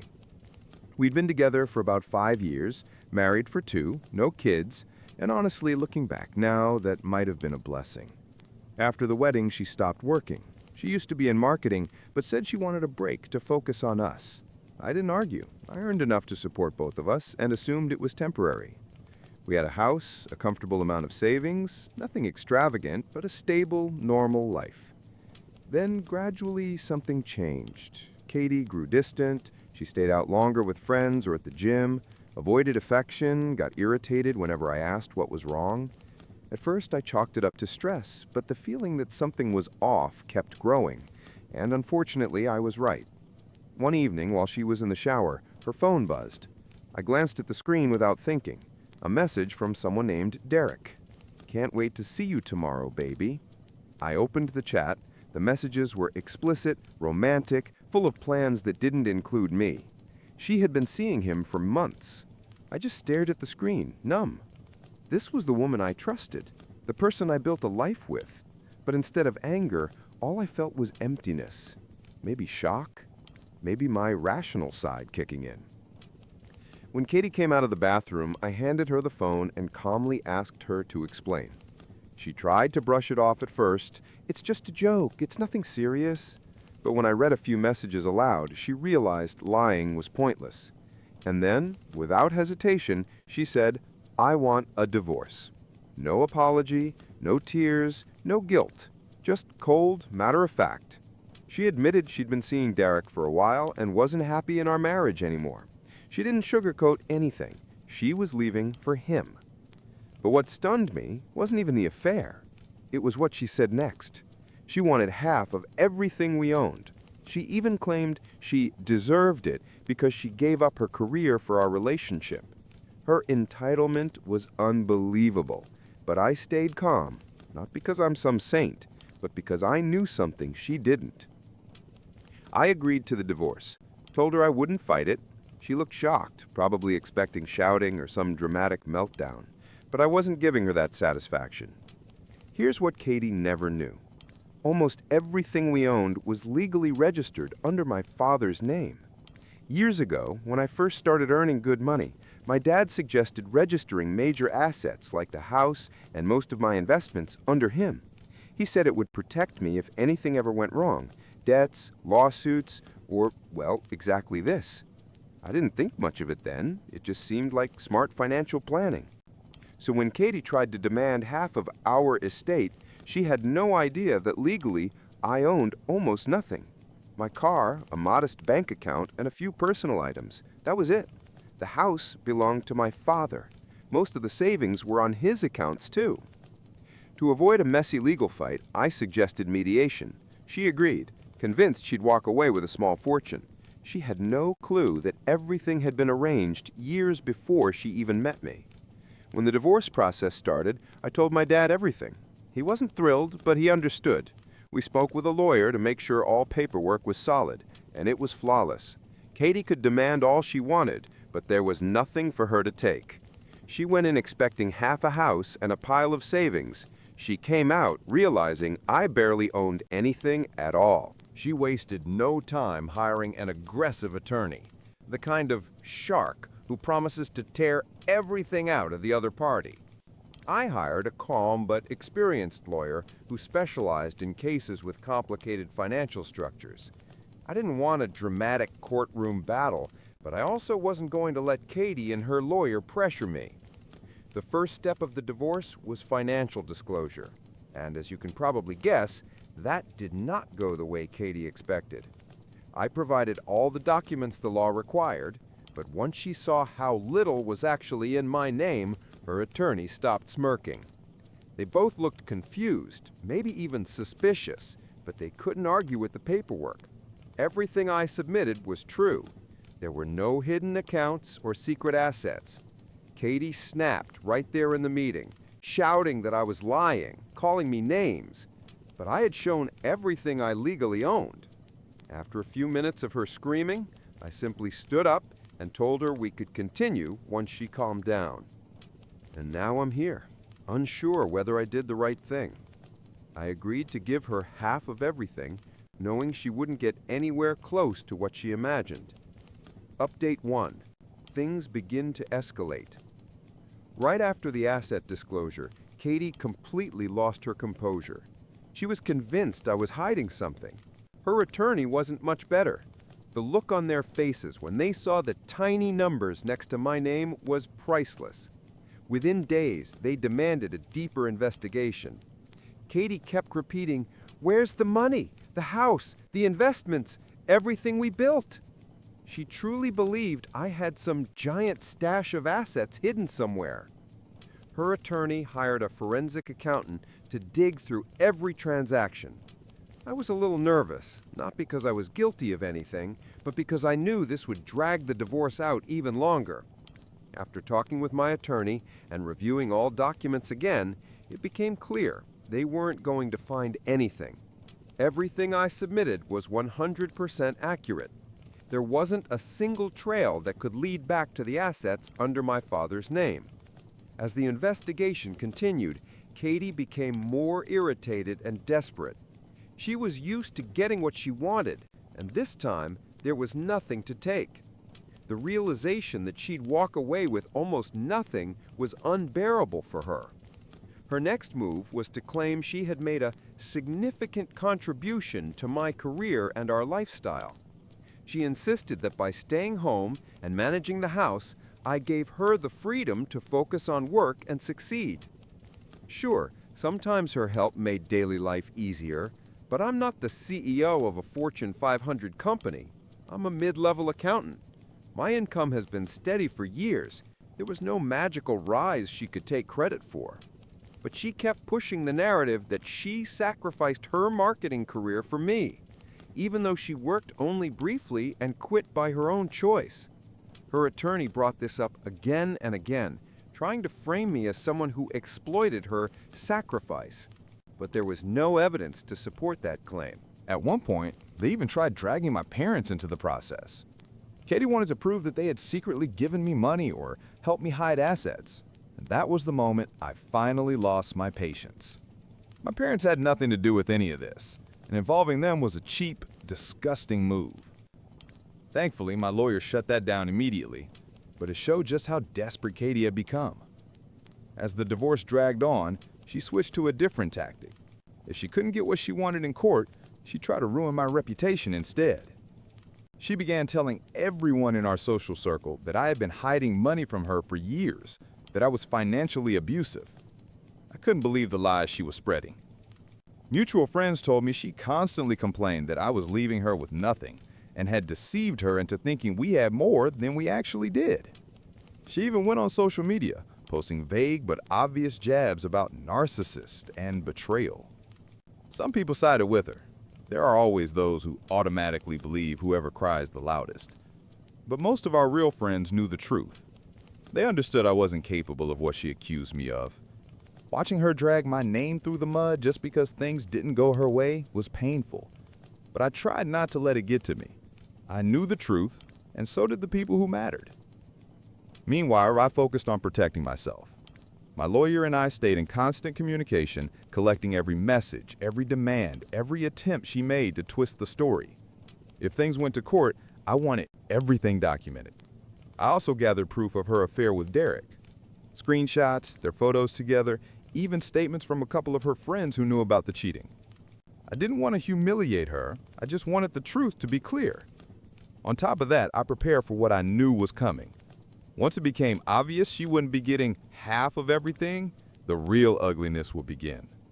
I kept my distance, focused on work, and handled the legal side quietly and carefully. Meanwhile, Derek's attitude started changing too. When Katie first told him she wanted to leave me for him, he seemed enthusiastic. They had some fantasy about starting a new life together. But as soon as the divorce turned into a nightmare, Derek began pulling away. Apparently, he wasn't as in love as she thought. From what I heard, he panicked when he realized being with her meant dealing with her financial mess. Rumors started spreading that he was losing clients at the gym because of the scandal. Nobody wants a trainer who sleeps with married women. He's now avoiding her, and she's finally beginning to realize this wasn't a fairy tale, but a delusion. Sometimes I almost feel sorry for her. Then I remember everything she did, and the sympathy disappears. I have mixed emotions. On one hand, yes, I'm relieved. I protected my money, and she's not walking away with what she expected. On the other hand, it's sad. This was still my marriage. I once loved her and believed we had a future. Watching it fall apart hurts, even if I know this outcome is for the best. Update 2. Things get even crazier. Since my last update, everything spiraled even further. Katie is in full-blown panic mode, and it's showing in the worst ways. She finally accepted that she won't get the payout she was counting on. So now she's trying to turn my life into hell. Her latest stunt is threatening to destroy my career. She told me outright that if I didn't be more generous, she would make sure everyone in my office found out what a monster I supposedly am. At first, I wasn't even sure what she meant until she started showing up at my office unannounced. The first time, she pretended she just wanted to talk. But when I made it clear there was nothing left to discuss, she snapped, raising her voice, saying things like, "I'll make sure everyone knows who you really are." Luckily, I managed to get her out before it turned into a full-blown scene, but it's obvious she's becoming unpredictable. Back at her parents' house, where she's living now, things aren't great either. From what I heard, they support her, but they're not thrilled with the situation. Once she realized she wasn't getting the jackpot she imagined, she moved in with them, and apparently tensions there are growing too. At this point, even her own parents seem to be realizing that her victim act is nothing more than a performance. Mutual friends told me she's been snapping at everyone, fighting with her family, and acting like she's on the verge of a breakdown. The legal side of everything has also become more chaotic. Katie's lawyer is desperately trying to dig up anything they can use against me. They even filed a motion to subpoena my parents and demand their financial records, despite my attorney repeatedly explaining that my parents' assets have nothing to do with this divorce. It's obvious they're trying to rattle me, but it isn't working. Her legal team has also requested statements from my coworkers, hoping to find hidden income or under-the-table payments. They're grabbing at straws, but they keep coming up empty. Every time we shut down one of their requests, another one pops up.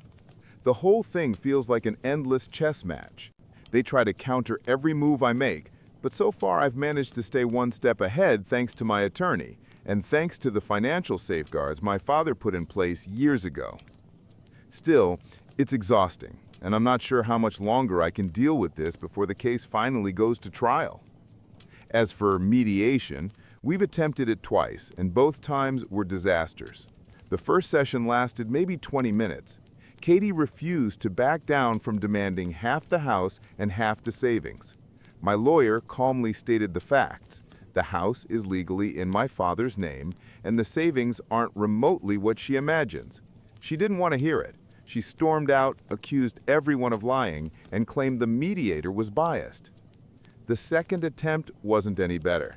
This time she arrived with an absurd list of demands: full ownership of the house, half of all assets, which barely exist, and alimony for at least 5 years.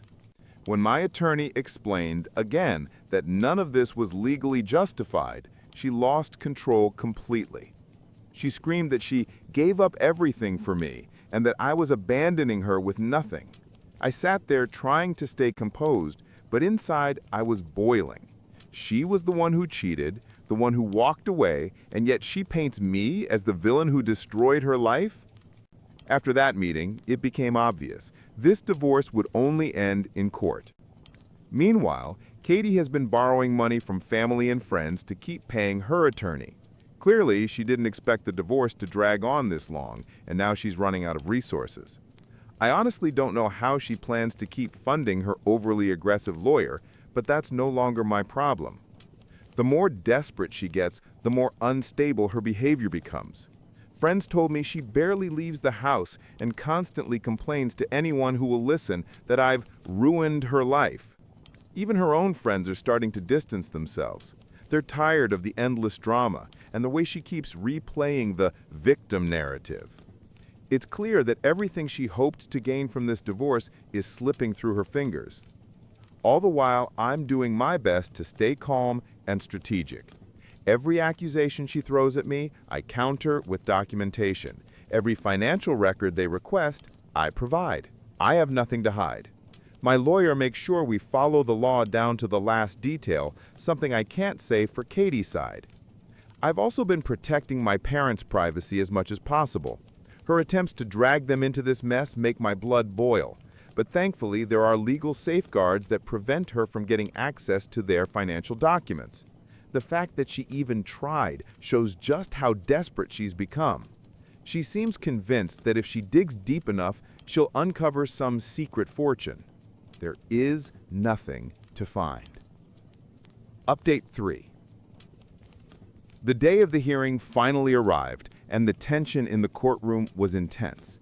Katie testified first. She immediately went on the offensive, insisting I had been hiding assets for years. She accused me of manipulating our finances, keeping money in secret accounts, and lying about our actual income. She played up the emotion, painting herself as someone who had been left with nothing after sacrificing her career for mine.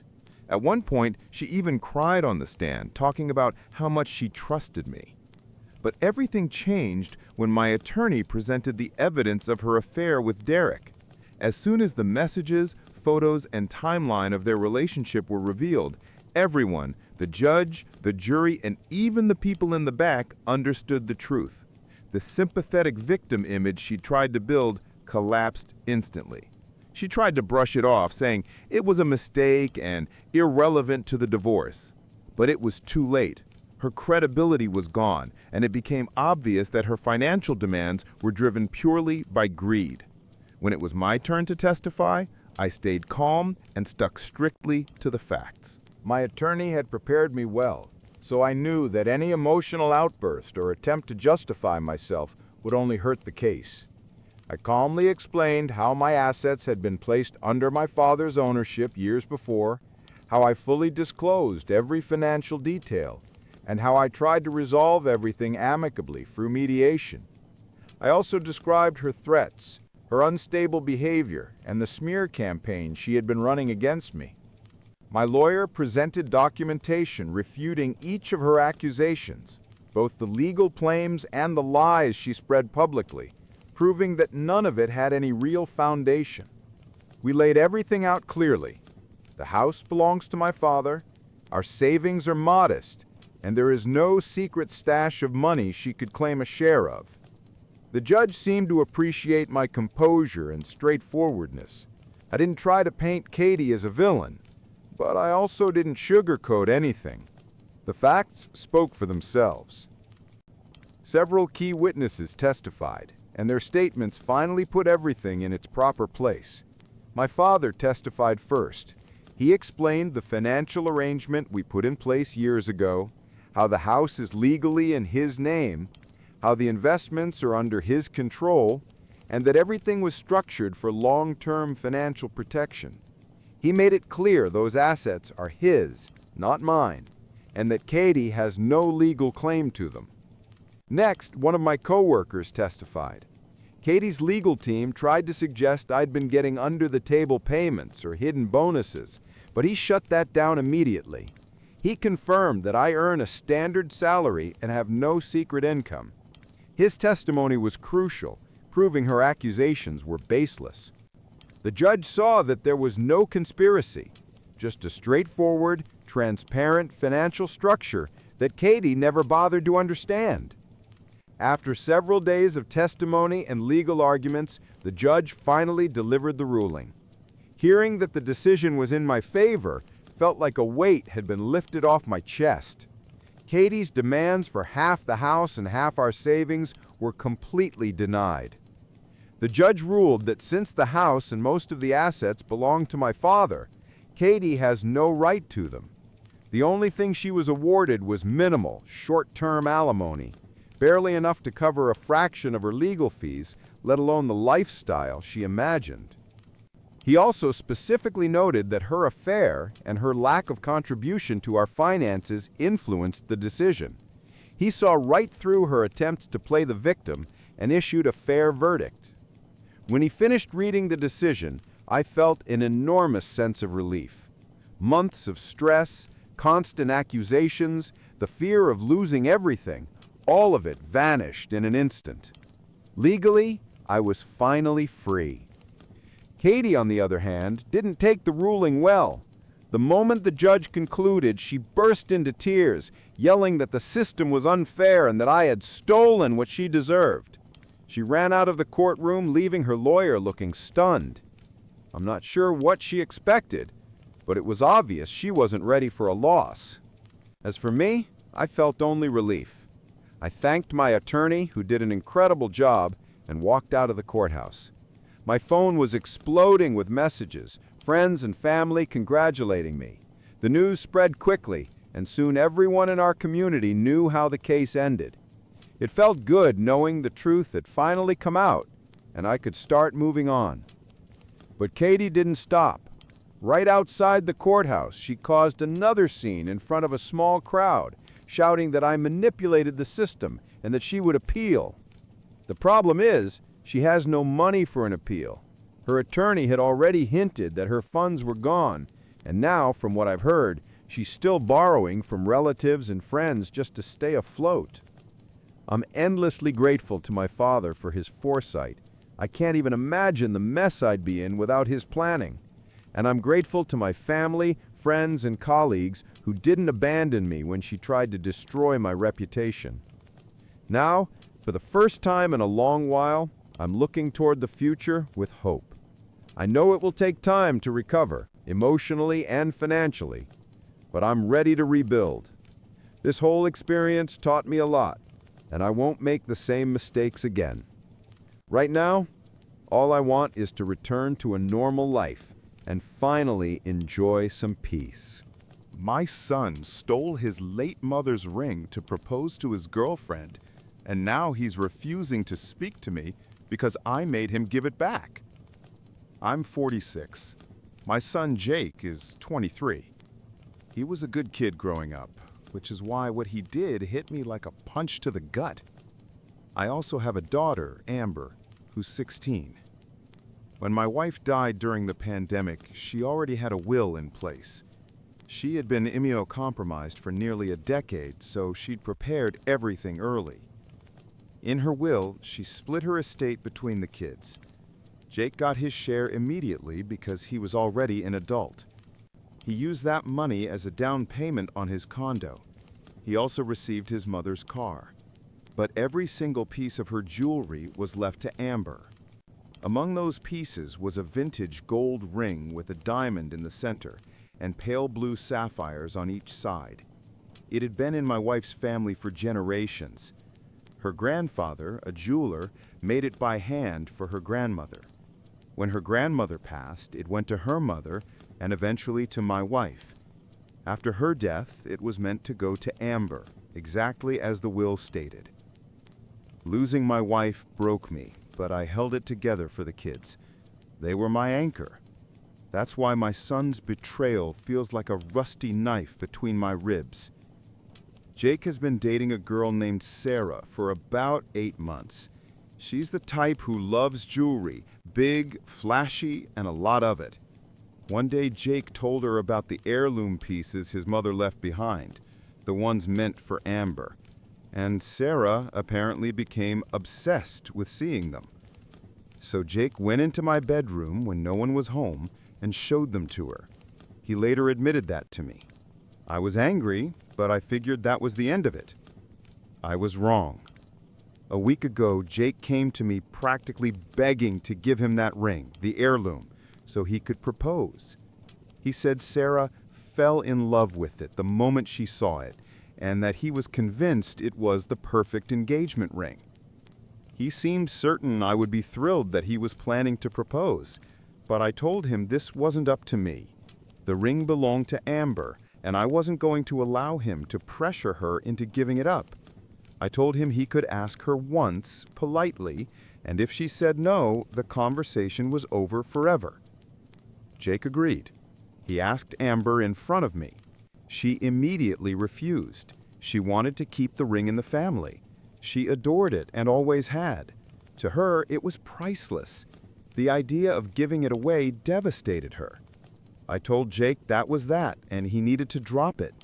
He left upset, but I assumed he'd accept the answer and start looking for a similar ring. But then a few days later, he showed up again while I was at work to talk to Amber again. It escalated into a huge fight. Amber called me sobbing. I phoned Jake and told him to leave my house immediately and stay away from his sister. He yelled that he had as much right to the ring as she does because my wife was also his mother. I reminded him he already received a substantial inheritance. Money, the car, and the jewelry was specifically left to Amber. End of story. He hung up. Amber later texted that he stormed out furious.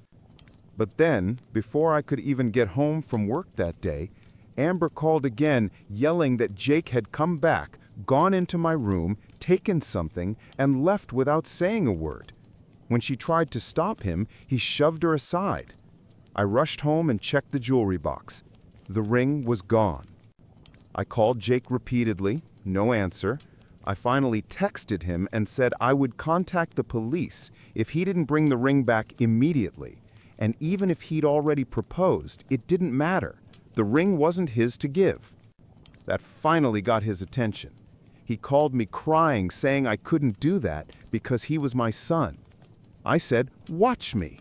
He stole the ring, he assaulted his sister, he crossed a line I could not and would not ignore.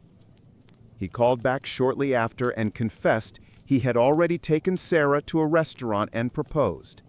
The ring had been in his possession for less than an hour, and she was already wearing it. I told him that wasn't my problem. He stole it, and he needed to return it. Whether that ruined his proposal wasn't my concern. I said I would get the ring back one way or another, even if it required a police report and a lawyer. He sobbed, begging me not to destroy his life. I told him he destroyed his own life when he stole from his sister and from his dead mother. The ring needed to be back in our hands by morning, or I would start legal proceedings. The next morning, he actually showed up with his girlfriend. They tried to guilt trip me. Turns out she knew the ring was stolen and still wanted to keep it because she fell in love with it instantly. I told her she could get a jeweler to make a replica if she wanted it that badly, but the original wasn't hers and never would be. Jake begged again, but Amber and I stood firm. Return the ring, or we're going to the police.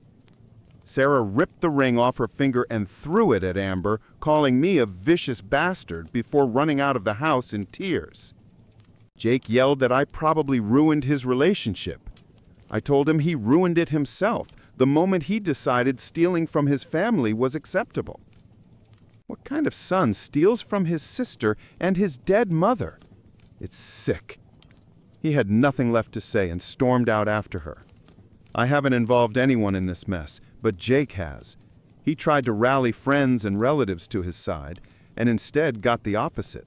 Everyone tore into him for what he did. I've received messages and calls from people supporting me and Amber. A week has passed and Jake still refuses to speak to me. I sent him detailed photos of the ring in case he wants to have a replica made. But making an identical copy turned out to be extremely expensive unless they used imitation stones. Jake still hasn't replied to my last message. I have no idea what's happening between him and his girlfriend now, or whether they're still together after everything that happened.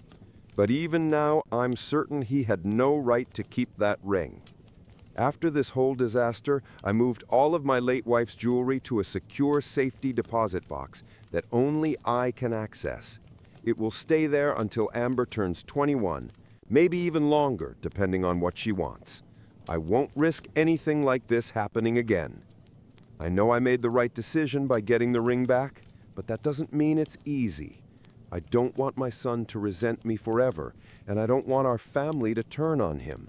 If anyone has advice on how to fix this situation without returning the ring or spending a fortune on a replica, I'm open to hearing it.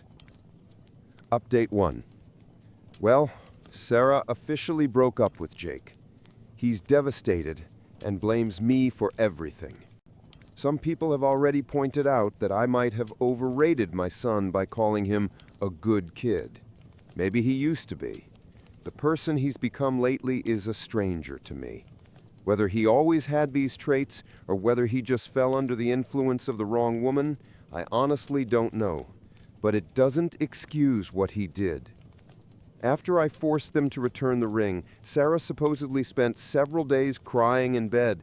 Then she told Jake she didn't want any other ring. She wanted my wife's ring and couldn't imagine an engagement without it now that she'd worn it, even for just a few hours. Jake tried to get sympathy from everyone, friends, relatives, even Sarah's family, and it completely backfired. Word spread fast, and local drama lovers clung to the story like sharks smelling blood. I didn't even ask for updates, but people kept messaging me anyway, so I knew everything that was going on, even though neither Jake nor Sarah would talk to me. Jake still had the photos of the ring I sent him in case he wanted a duplicate made. He took them to a jeweler. The jeweler said he could try to create a replica from images, but he'd need to examine the original to take proper measurements, estimate the materials, and see the stones up close. Jake hesitated for a while. Then, swallowing his pride, he called again. Sarah was now willing to consider a replica, but only if it was perfect down to the smallest detail.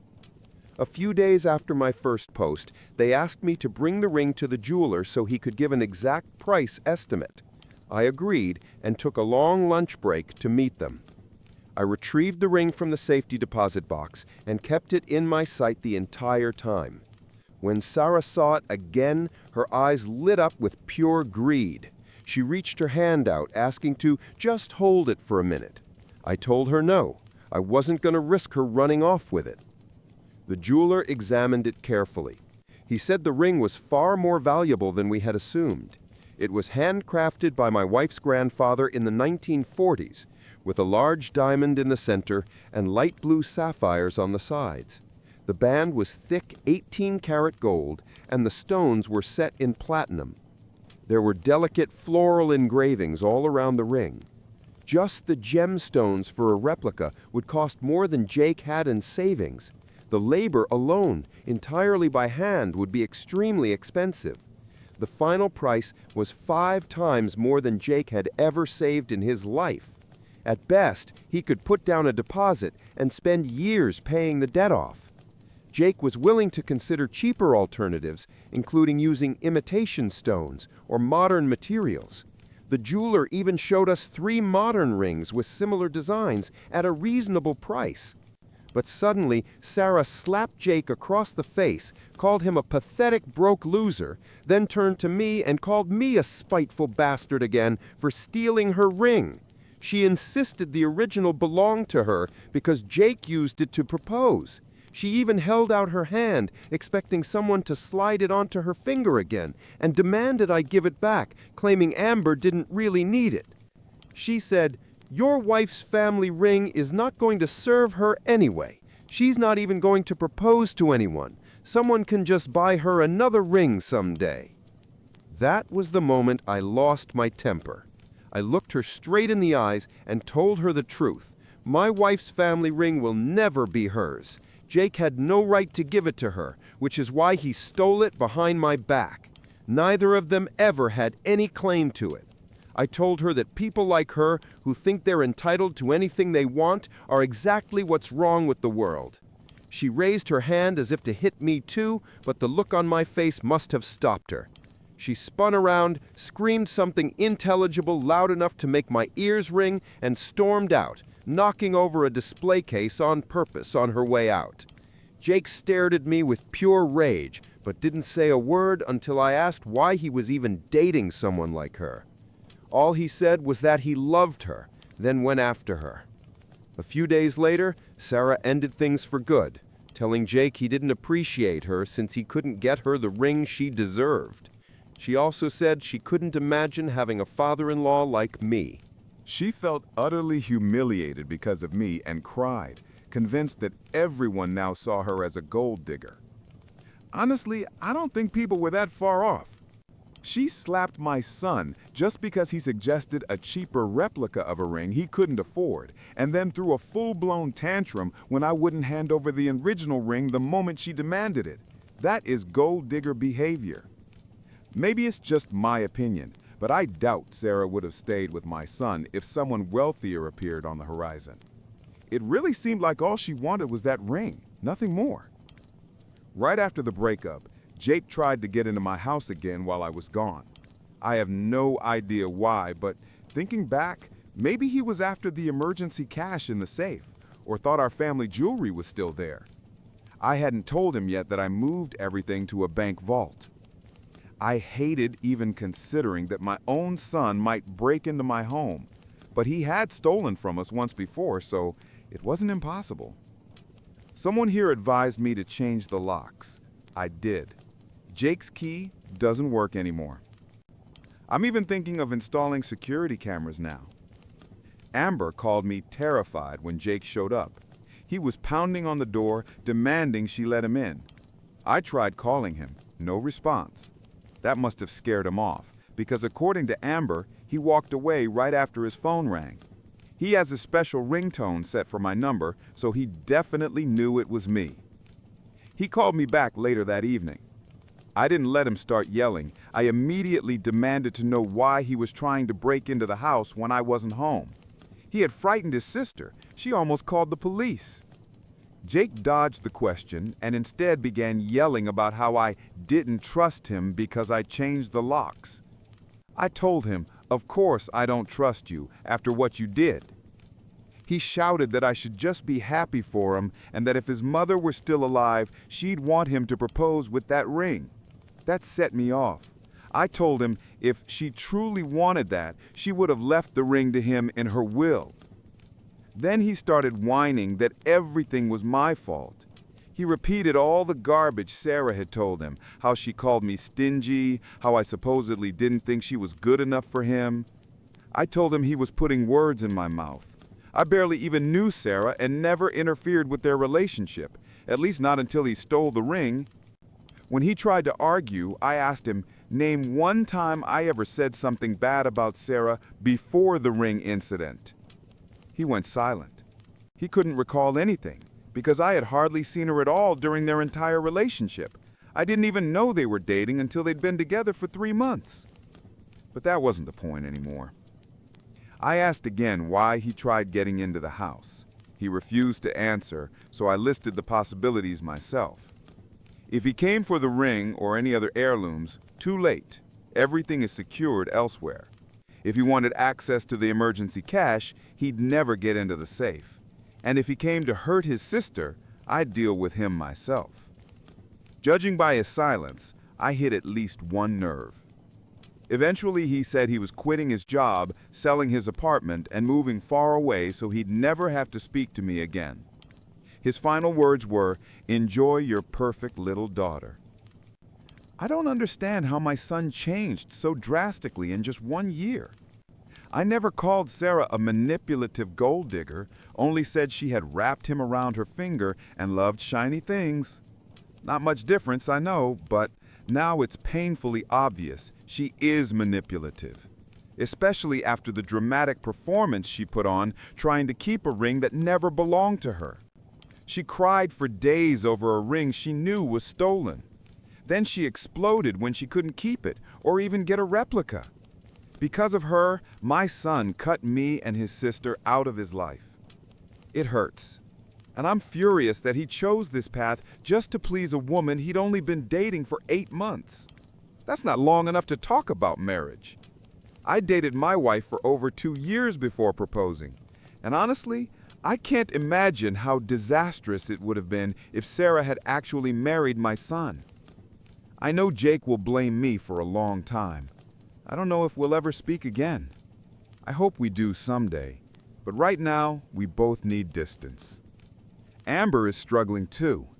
She's grateful I got her ring back, but just as shocked as I am at what Jake has become. She calls him a jerk for shoving her aside while stealing the ring. Thankfully, she has plenty of support from me and the rest of the family. Jake has no support left. Relatives have been calling or messaging him to express their outrage. Even his former best friend stopped by to apologize to me. He and Jake had a huge fight over this whole mess, and when that friend refused to take his side, Jake cut him off too. Sarah, Jake's ex, also ran into trouble at home. Her parents contacted me to hear my version and later apologized for her behavior. They only knew part of the story and were horrified to learn the rest. They had always thought she was kind, but said she had changed a lot in recent years and they were disappointed in her. They previously helped her pay half the rent, but said they won't renew her lease once it expires. She can either pay it on her own or find a new place. Now she blames and curses me too. I don't know what's wrong with people these days. When I was Jake's age, people like this were rare. Now they're everywhere, spreading toxicity like a flood. All I can hope is that one day my son wakes up and finds his way back to being the good man he used to be. Whether he ever speaks to me or not, I'll still wish him happiness. Update 2. And please, stop asking me for photos of the ring. A lot of people have messaged me wanting to see it or order a similar one. I told my daughter about these posts, and she's proud of me, but she does not want the ring online. It's hers. I don't need a reason. Her choice is final, and I will respect it. I'm not thrilled about the idea of posting photos either. If strangers start copying the ring, it'll lose what makes it special. I was fine with my son making a replica that would have stayed within the family, but there's no way I'm putting it online for everyone to duplicate. I deleted the pictures I had sent Jake a long time ago. The ring is stored in a bank vault now. It won't stay there forever. When I can afford it, I plan to buy a proper home safe. Over the weeks since my first post, I installed security cameras around the house, and thank God I did. For everyone asking whether my son got back together with Sarah, no, they're not together. Jake really is selling his apartment and hasn't spoken to me since that last phone call, the one where he wished me a nice life with my precious daughter because he didn't get what he wanted from me. I met with my lawyer and updated my will. I didn't cut him out entirely, but he lost a large portion of what he would have inherited. After everything that's happened, I can't bring myself to feel sorry for him anymore. My daughter Amber called him a simp, and once I looked up what that meant, I realized how accurate it is. But I don't want to stay angry or sad. Neither emotion does me any good. I'm trying to let go and move forward. Jake clearly chose a life without us.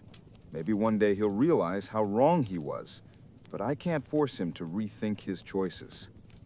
I ran into Sarah by accident recently. She spotted me at the mall while I was out with a friend. She started yelling across the crowd, calling me a stingy old miser. I didn't have to defend myself. My friend laughed and called her out as a thief and a greedy woman who only wanted my late wife's ring because she couldn't afford anything like it herself. People around us immediately turned to stare. Sarah flipped us off and stormed away, knocking things over, even a small child who started crying. When she realized she had hurt the kid, she sprinted off like she was escaping a crime scene. Later that day, she showed up at my doorstep, screaming that it was my fault her friends now call her a gold digger and won't speak to her. I told her plainly she is a gold digger. She had no right to that ring in the first place, and the way she cried for days over something she knew had been stolen, then dumped my son because he couldn't buy her what she wanted, is classic gold digger behavior. I told her I'd make sure she never sees that ring again. She kept screaming nonsense all the way back to her car. I hoped she'd finally leave us alone, but she didn't. For those who thought drugs were behind her and Jake's behavior, sorry to disappoint, but no. The police reports confirmed she was clean. Whatever's going on with her, it's all her own doing, and apparently Jake's too. Last week, Sarah was arrested for trying to break into my house. The cameras recorded her sneaking into my backyard and trying to hack down my back door with an axe. The alarm went off and she ran, but the front cameras captured her face and her car perfectly. She even dropped the axe with her fingerprints on it. By the time police arrived, she was gone, but they found her later at home. They were only going to arrest her for trespassing and attempted break-in, but she started fighting, so they had to take her down and drag her out. She clearly needs mental help. I spoke with her parents afterward. They offered to pay for the damaged door and told me what they knew. No drugs in her system. Serious mental health issues, yes. They told me they planned to move her out of town once the legal mess is handled. I don't know what happened after that, but honestly, it's not my place to pry. I do feel a little sorry for her. She seems genuinely unwell. I assumed Jake already knew since everyone else was talking about it, but he's completely cut off contact. Not just with me, but with his friends and extended family too. One of his coworkers finally reached out and said Jake is still furious about everything. He insists the ring would have been a small price to pay for his happiness. Now that Sarah is gone, he's switched to blaming her instead, calling her a crazy gold digger who ruined his life. It seems he only knows how to point the finger at others. Until he learns to take responsibility for his own actions, I don't see how we can repair our relationship. He's not going to get anywhere in life if he keeps deflecting blame. I hope some time alone helps him cool down and reflect on the mess he created. Update 3. Most people online have been supportive, but every now and then some random stranger messages me calling me a bad father or a Python psycho. Honestly, these people need a hobby. If their goal is to break me down, it's not working. Though it is annoying, not a single one of them offered a better solution or advice on how I should have handled any of this. They just want to yell at someone. One of them even lost their account, not because of me, but because they were just trolling everywhere. Most recently, someone messaged me from an account created the day before. Maybe it was the same guy. Do these people really have nothing better to do? If anyone has criticism, fine, but at least offer real suggestions instead of calling me a terrible father or a monster. People who only want to argue and insult do nothing to improve the situation. End of update. They do all of this just to feed their own egos. And honestly, you can tell something's wrong with these people if their only source of entertainment is harassing a widower who's simply trying to hold his family together. Real mature, right? And for those trolls insisting I should have acted differently, let's go over the facts.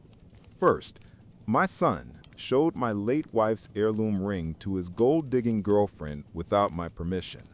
Second, I gave him a fair chance to ask his sister for the ring properly, since he wanted it to propose. She refused, and that should have been the end of it. Third, he stole the ring, attacked his own sister, and within an hour slipped it onto his girlfriend's finger like nothing happened. Fourth, I was dragged through the mud for demanding the return of a stolen heirloom that belonged to my late wife and was legally willed to my daughter. Fifth, I even tried to help them get a replica made, but his girlfriend threw a tantrum because she didn't get the original, and my son couldn't afford a proper copy. Sixth, after she dumped him, my son tried to break into my house, likely to steal something else. Seventh, his ex tried to publicly humiliate me and then knocked over a child during one of her outbursts. Eighth, the same ex-girlfriend tried to break down my back door with an axe and was arrested. Ninth, and now my son blames literally everyone except himself, while the only people supporting him are trolls online. If after all of that, I'm still being painted as the villain, then the people writing these messages seriously need their heads checked. Yes, I changed the locks. That's a normal reaction when someone breaks into your home, even if that someone is your own son. No, I wasn't trying to escalate anything. Jake and Sarah escalated it on their own.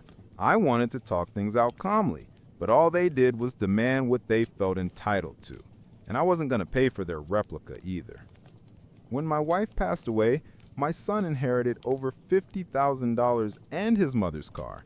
My daughter inherited the family jewelry. That seems perfectly fair to me. My son used all the money as a down payment on a nice apartment. And for the record, I paid for his college, and I'll pay the same for my daughter when her time comes. I don't have a favorite child, but sometimes people behave horribly, and you just can't fix that for them. Someone told me my son probably packed up and left because his pride won't let him admit he's wrong. He wants a fresh start somewhere no one knows him.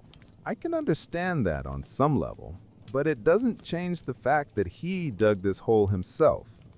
Now I have a son who hates me for the consequences of his own actions. Relatives and friends message me constantly about him, even though I never asked. Meanwhile, my daughter is terrified he'll come back and hurt her. I'm already arranging therapy for her as soon as possible. I installed a full home security system with cameras. That decision already paid off.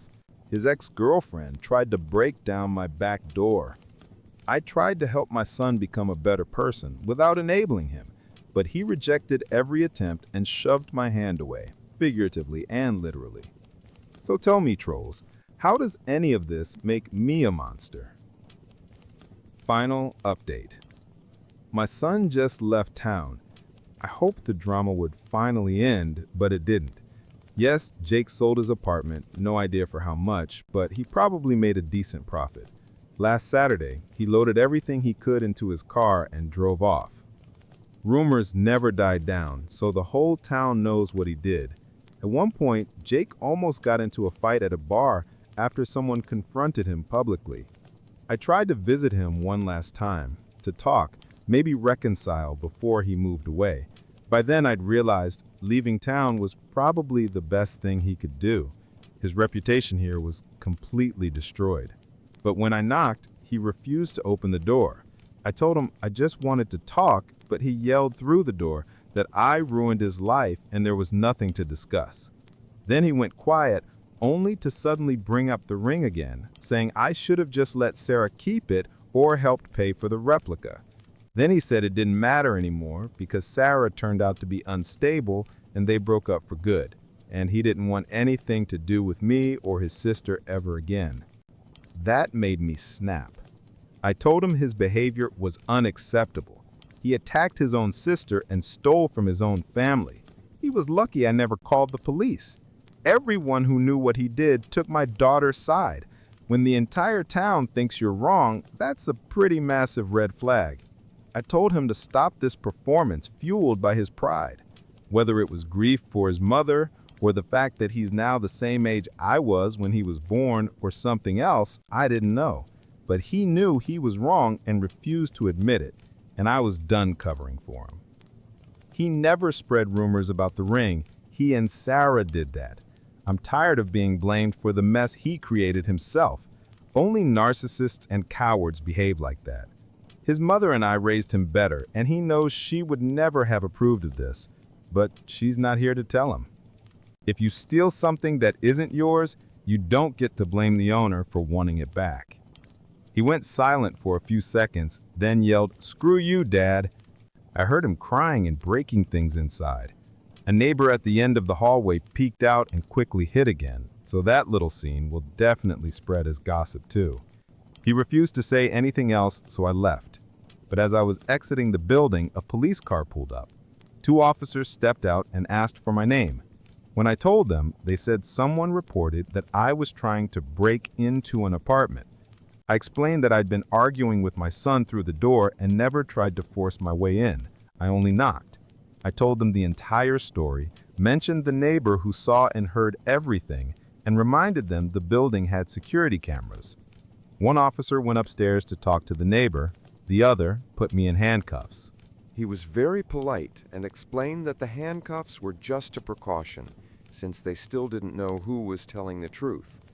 I told him I understood he was just doing his job, and he let me sit on a nearby bench. After about 10 or 15 minutes, hard to tell since I couldn't check my watch, the officer who went inside radioed back that the neighbor's story mostly matched mine. Several other neighbors also confirmed hearing our conversation through the door. Then he said he would check the security footage, which took even longer. Since I still couldn't see the time, all I could do was sit and wait. The kind officer turned on the radio on his phone so I wouldn't be completely bored. Eventually, the second officer radioed again and told his partner to take off the handcuffs because the cameras backed me up. The audio wasn't great, but it was clear enough to show that I never tried to break into the apartment. Once I was uncuffed, the 2 officers talked quietly for a moment. Then they asked if I really was the father whose son had stolen the ring that belonged to his late mother. I admitted it and asked how they knew. They said the story had already been going around the station, and once they heard my version, everything clicked. One officer said he had been on duty the day Sarah was arrested and described how she acted like a wild animal, trying to bite people and screaming threats like, "Do you know who my parents are? I'll have you all ruined." His wording was much harsher than that. I could only stare at the ground in embarrassment. The officers told me to go home and suggested I avoid coming back. I nodded and left. As I walked away, I noticed them going back into the building, probably to talk to Jake. I'm certain he was the one who called the police because later some of his neighbors messaged me online saying the officers had chewed him out for a false report so badly that he nearly cried. They also reminded him about the ring incident and said his behavior was pathetic. Judging by the timeline, Jake must have exaggerated heavily because the police showed up almost immediately after we started talking through the door. He's lucky he didn't get arrested for wasting their time. When I got home, my daughter Amber comforted me. She said I did everything I could and that it wasn't my fault Jake turned into a jerk. Still, it hurt. Maybe I've lost my son forever. I took the next day off work, shut myself in my office, played Dragon Warrior on my NES emulator, and ate vanilla ice cream just to calm down. Jake left town over the weekend. Maybe I'll never see him again. But if I do, I hope he realizes I've always cared about him. Yes, he treated me horribly, but I'm still his father. If he knocked on my door tomorrow wanting to talk, I'd let him in. I just hope it won't take 10 or 12 years for that day to come. Some people asked how big our town is if rumors spread so fast. It's not tiny, more like slightly below average in size. The reason gossip traveled so quickly was my wife's enormous and tight-knit family. They're everywhere in this town, no exaggeration. I could bump into one of them just going for a walk or buying groceries, and many of them love to gossip. When Jake started looking for support from relatives online, that lit the fuse. First, they told him exactly what they thought of his behavior, and then they repeated the story to everyone they knew. The situation spun out of control before I even realized what was happening. Jake got his 15 minutes of shame, and it should have ended there. But his ex, Sarah, made everything worse by telling the story to absolutely everyone trying to get sympathy. That doubled the drama, and soon both of them had lost all their friends. People I had never met started messaging me, even though I never shared my contact information anywhere. No idea how they found me, but at this point it doesn't matter. Now that Jake has left town, things are finally calming down. Within the first week or two, I managed to convince most relatives to delete their posts about Jake, but the damage was already done.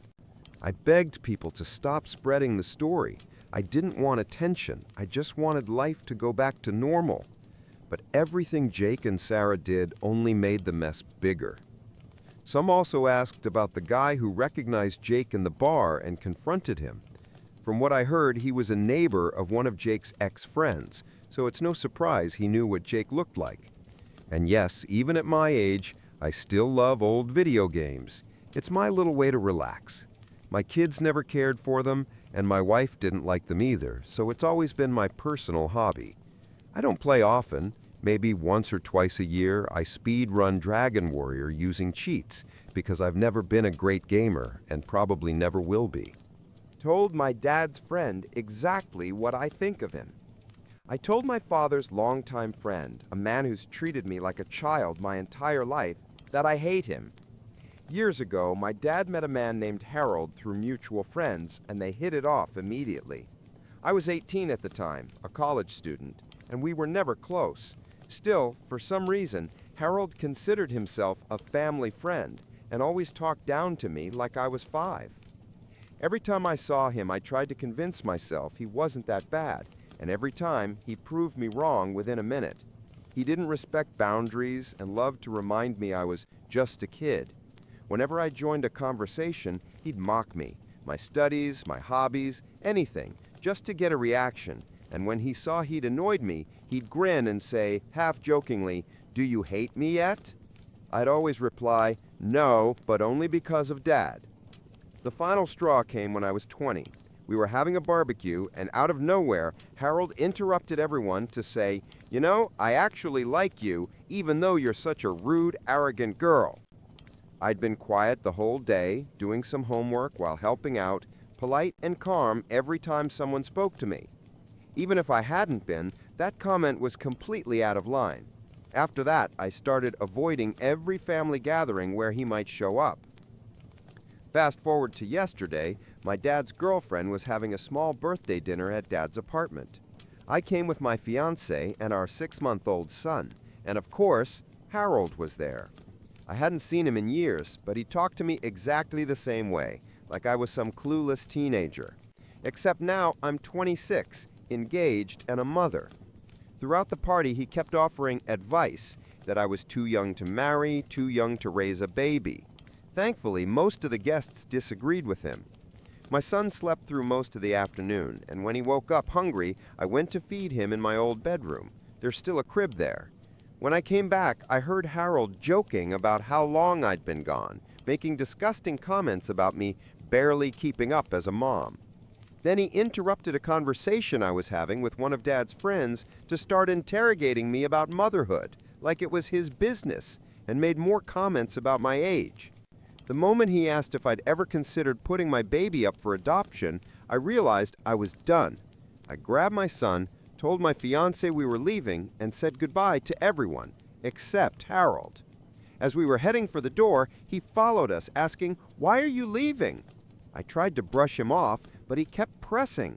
Finally, like he always did, he laughed and said, "Come on, do you hate me or something?" And this time, I looked him in the eye and said, "Yes, I do. Can we go now?" He just stood there speechless as we walked out. On the drive home, my fiancé told me he was proud of me. The next morning, my dad called and said the exact opposite, that I'd been rude, that I'd made things awkward. We argued a bit before deciding to drop it. I know this isn't over, but if it continues, it won't be because of me. It wasn't my proudest moment, and part of me regrets saying it out loud, but I'm done letting that man humiliate me. Edit. Wow, there are a lot of comments here, so I'll answer a few common ones. No, I don't think Harold is secretly in love with me. His behavior has always been patronizing and dismissive, not flirty. And for the record, no, he didn't tell me to give up my son. He asked me if I'd thought about it when I first got pregnant. Still an awful question, especially since he cut off another woman who was also pregnant just to say it. I don't like drama. When someone makes me uncomfortable, I leave. When I don't like a person, I avoid them. It's easier that way. My dad and I argued until I told him exactly what Harold said about adoption. That finally shut him up, though I don't think he fully understood that this wasn't the only reason I left. It was just the last straw. I don't expect my dad to stop being friends with Harold. He's an adult and can make his own choices. I never told him I hated Harold before because I didn't think I needed to. He's Dad's friend, not mine. I've been distancing myself from that man since I was 20. I've seen him maybe twice in 6 years. My fiancé didn't hear the comments. He was across the room, but I told him everything in the car, and he's completely on my side.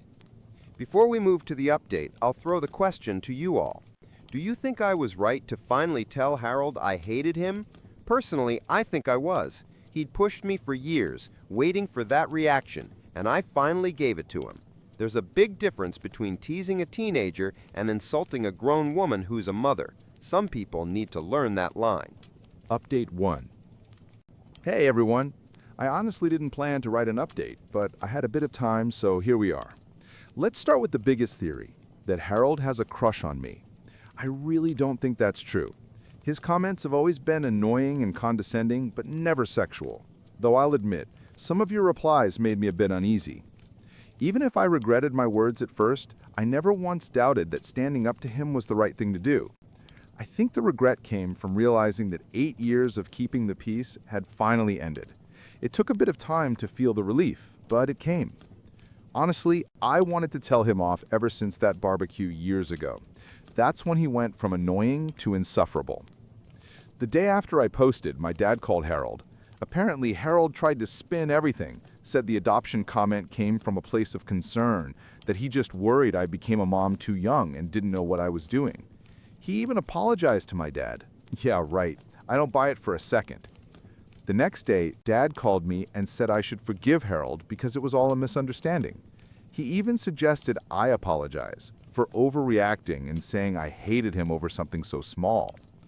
Thing is, Harold made plenty of demeaning comments right in front of my dad. usually when others were around, so Dad just never noticed. He tends to ignore anything that doesn't directly affect or anger him. So no, I don't expect him to suddenly understand. For him, nothing Harold said was that bad. For me, it was years of disrespect. I told my father I hadn't exaggerated when I said I hated Harold, and that his comment about adoption wasn't the only reason. I listed nearly every humiliating thing he'd ever said or done, including what happened at the party. He didn't remember any of it. I made it very clear that I despised Harold long before that day and had nothing to apologize for. Then I told him that I wouldn't attend any event where Harold would be present. My father didn't have to stop being friends with him or inviting him over, but he needed to understand that he couldn't count on me being there. I said I'd always ask in advance who was invited, and if he lied, I'd simply leave. Dad said I was overreacting, but I reminded him that I had been avoiding Harold for 6 years, and no one even noticed, so clearly it wasn't a problem for anyone. Since that barbecue incident, I'd only seen him twice, once at lunch last week, and another time when I was pregnant.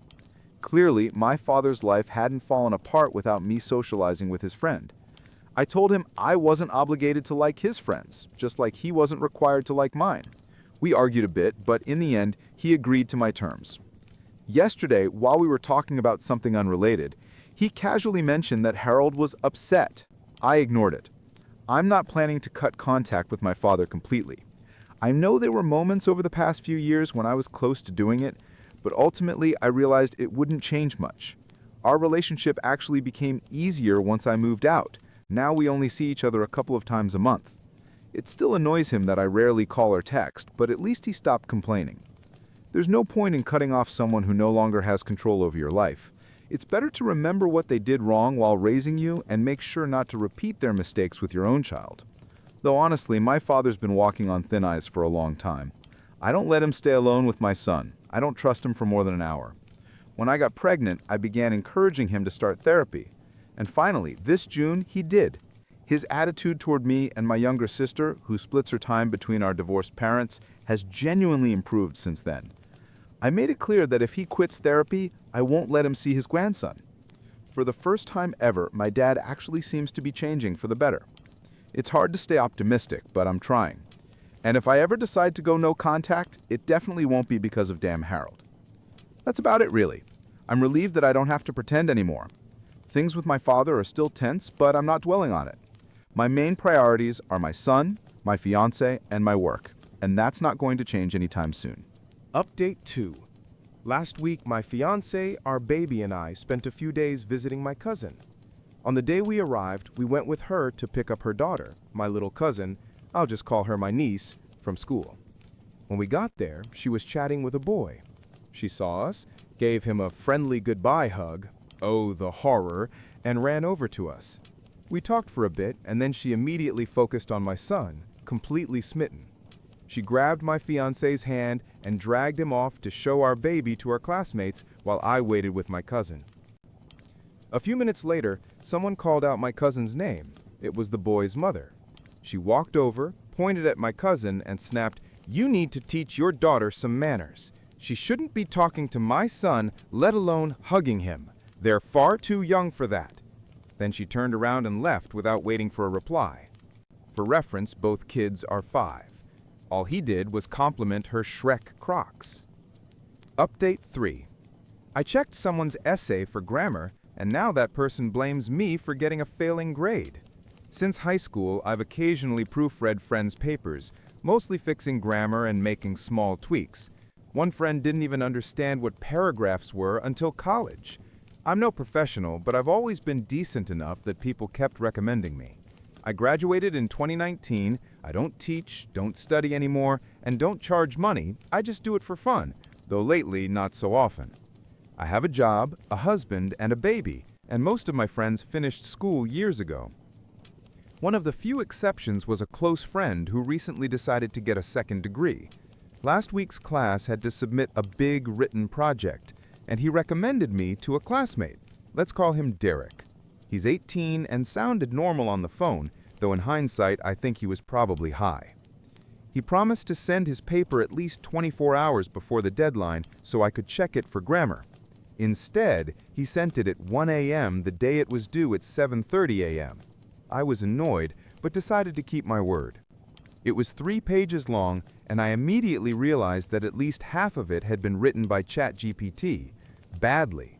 The facts were wrong. It even mixed up 2 completely different people, which ruined the entire section. But since it was 1 a.m. and the grammar in that part was fine, I focused only on fixing the truly awful mistakes in the rest. I sent it back within an hour. He didn't even thank me. Yesterday, Derek got his grade, 2 out of 10. His professor apparently said that was generous. Derek's reaction, he texted me, "What the hell did you do? You were supposed to fix everything." I reminded him that I only correct grammar, not factual errors. Both I and our mutual friend had told him that multiple times. He kept arguing that I should have rewritten the wrong parts since I noticed them. So basically, this guy submitted a half AI-written paper and now blames me for his failure. Judging by his messages, he actually expected me to rewrite chunks of the essay for him. The audacity. I get it. Being a student is hard. I've been there. But I would never treat someone who's helping me for free like that. Honestly, I'm seriously considering never proofreading anyone's work again. Update 4. A quick one, but it's about Harold. Hi, everyone. Can't believe it's been over a year since my last update. I meant to write sooner, but life has been hectic. Raising a toddler, getting married, working like crazy, and binge-watching Supernatural. So yeah, I've been busy. Avoiding Harold openly has worked beautifully. My father respects my boundaries. Every time he invites my husband and I for dinner, I ask who else will be there, and if Harold's on the list, he tells me honestly. He's never lied, and he doesn't insist if I say I'm not coming. Since then, I've only seen Harold once, at my father's birthday party a couple of months ago. Yes, I knew he'd be there. My dad promised to tell him not to talk to me. Plus, there were going to be kids there, children of my dad's friends, some of whom I used to babysit. I love those kids more than I hate Harold, so I went.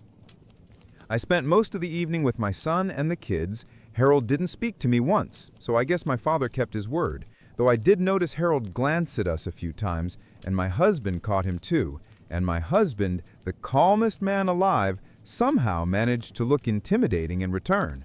God, I love that man. But guess who did talk to me? Harold's new girlfriend. Yep, he's dating someone now. We crossed paths twice.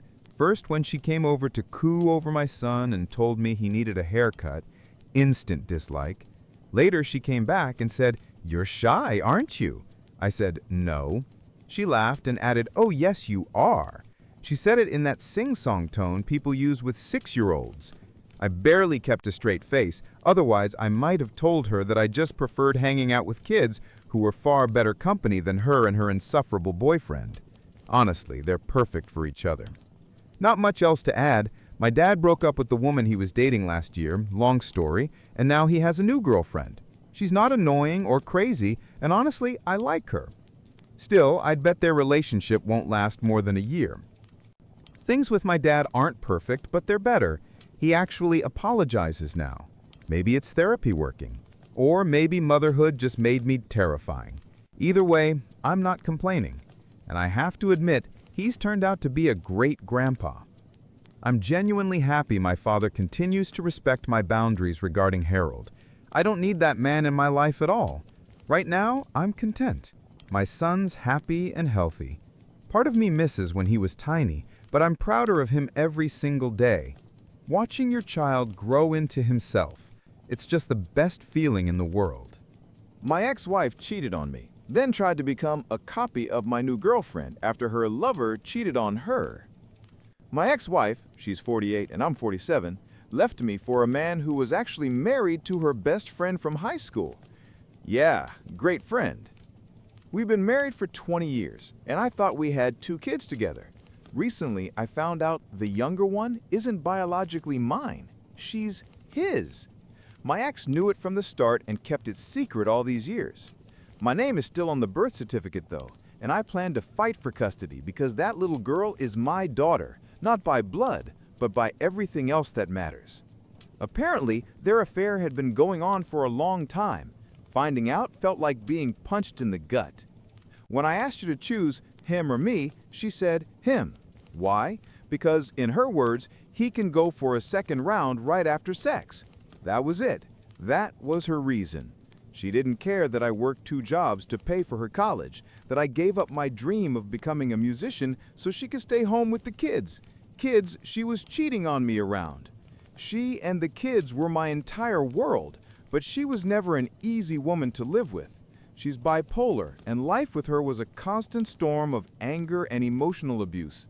I used to tell myself she couldn't control it, but later I learned from her own friends that sometimes she hit me simply because she felt like it. My kids saw it all, her screaming, her hitting me, and I just stood there, never fighting back. I hated that they had to witness that. Once, near the end, she snapped because I didn't take the trash out the moment I came home. She grabbed me by the throat and started choking me, right in front of our son. I managed to say, "He's never going to forget this." That's when she finally let go. Looking back, I should have left years earlier, but I stayed. For the kids. I thought I was protecting them. When the truth finally came out, she sat across from her best friend, the wife of the man she'd been sleeping with, and said, "Yes, it's true. No, I'm not sorry." Then she just got up and walked away. She moved out, took the kids, and moved in with him, in an apartment just down the street. Even then, I hoped she'd realize that the grass isn't greener. After all, this guy had cheated on his wife before, several times, and she knew that. I waited that entire first year thinking she'd come back. She even kept a spare key to our place, and I thought maybe she held on to it because she knew she'd return one day. But by the end of that year, things got ugly. Her new boyfriend would show up at the bus stop when I dropped off the kids for school, saying, "I came to say goodbye to my daughter, not yours, mine."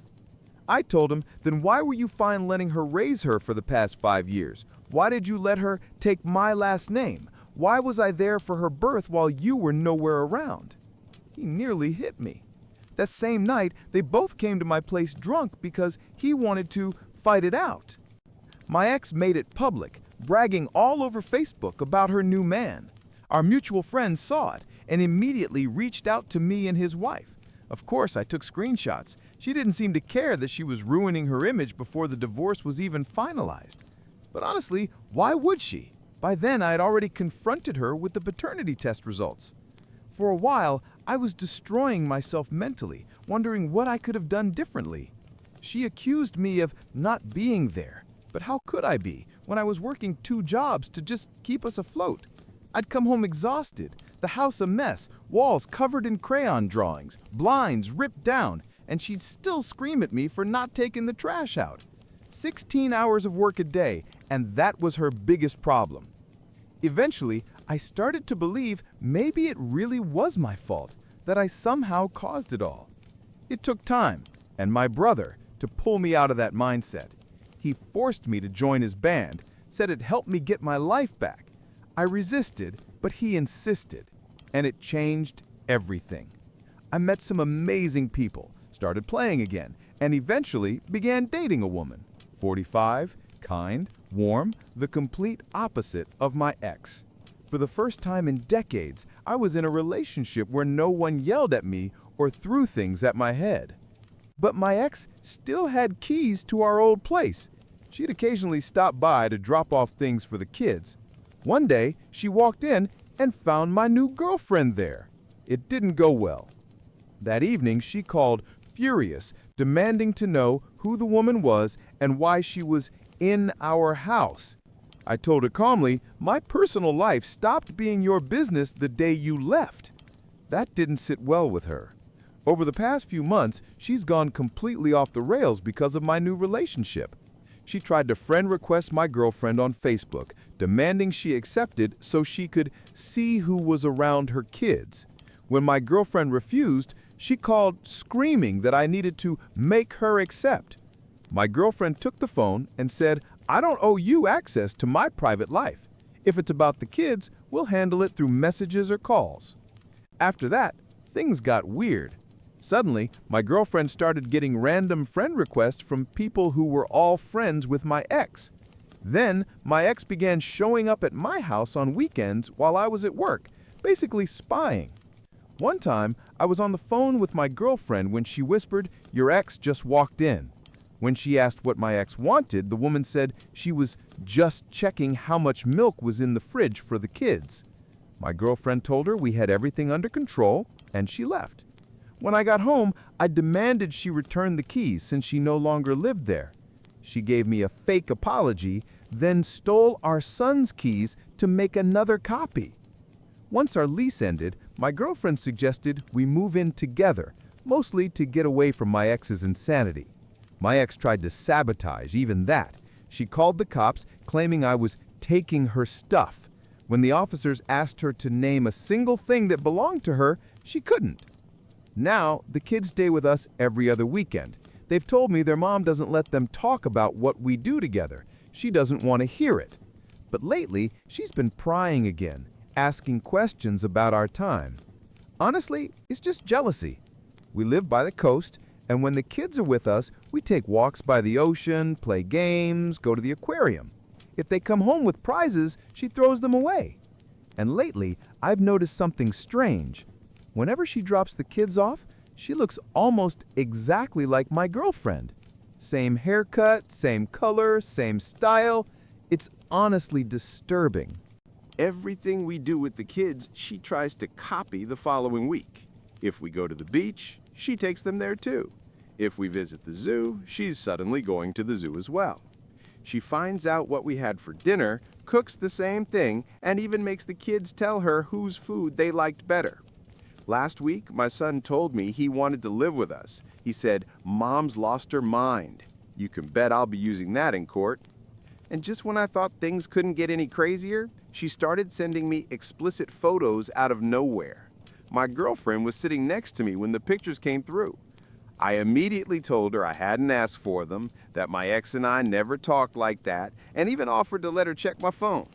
She laughed, looked at the photos, and jokingly asked for my ex's number, saying she'd send some of her own just to show her how it's actually done. I called my ex right away and asked what the hell she was thinking. I told her my girlfriend saw everything and was furious. She claimed she'd sent them to the wrong person. Then my girlfriend chimed in, "Your name is the first alphabetically in his contacts, and your boyfriend's is at the very end. So who exactly were you trying to send them to?" The ex hung up immediately. Honestly, I have no idea what kind of game she's playing anymore. It's pure insanity. And just to clarify, my girlfriend didn't send her anything back. It was just a joke. She said she'd show her how it's done because those photos were laughably bad. Mirror selfies, no shirt, duck lips. My girlfriend just rolled her eyes at the lack of imagination. I don't live in the old apartment anymore. After I took back the keys, she used our son's to make herself a copy and kept breaking in. So I moved in with my girlfriend. The ex doesn't have access now. The kids don't have keys either for that exact reason.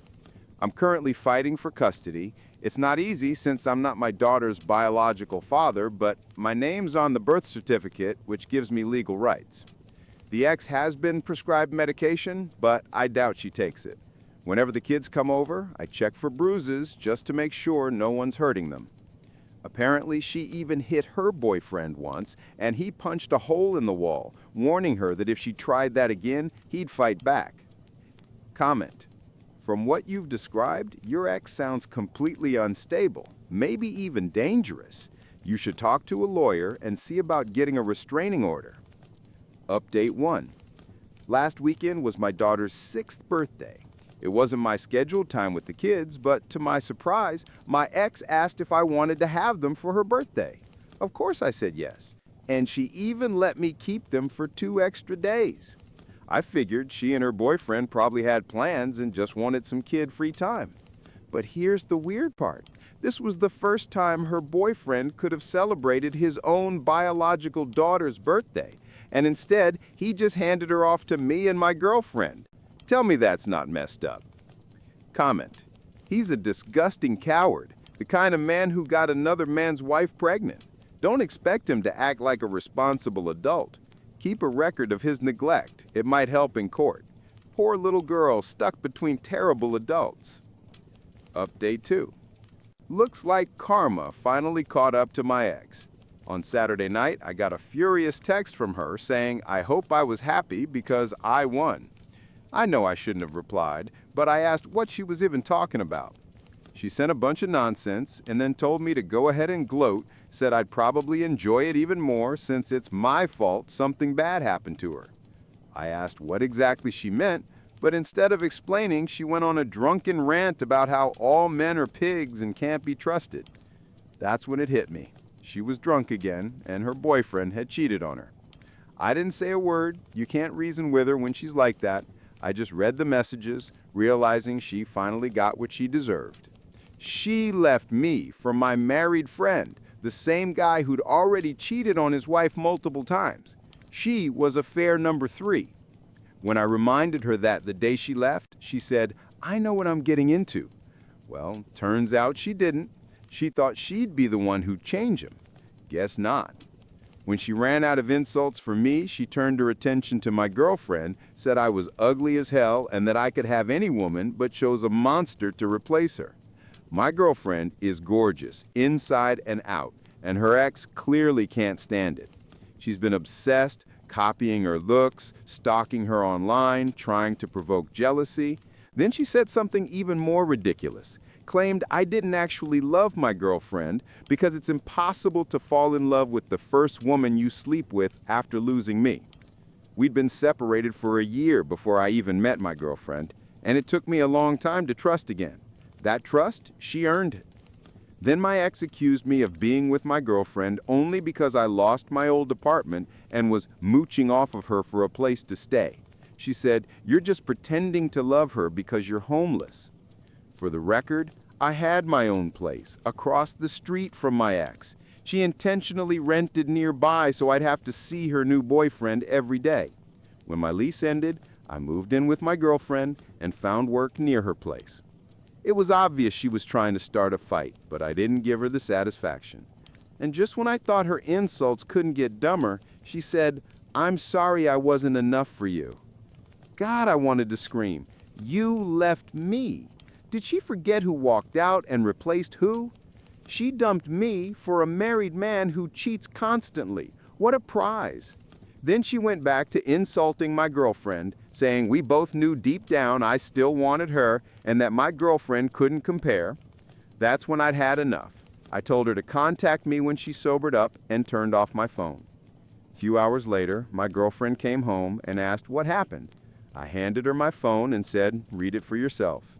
She read the whole thing, laughed, gave it back, and said, "Looks like he cheated on her." I nodded, and she was right. She told me my ex's narcissism explodes when she's drunk, and that she's just angry she can't come over and sleep with me out of revenge. I haven't heard from my ex since. I guess, like always, the next day she reread all her messages, realized what she'd done, and felt like an idiot. Still, I'm sure she's back with him again. She just can't stand being alone.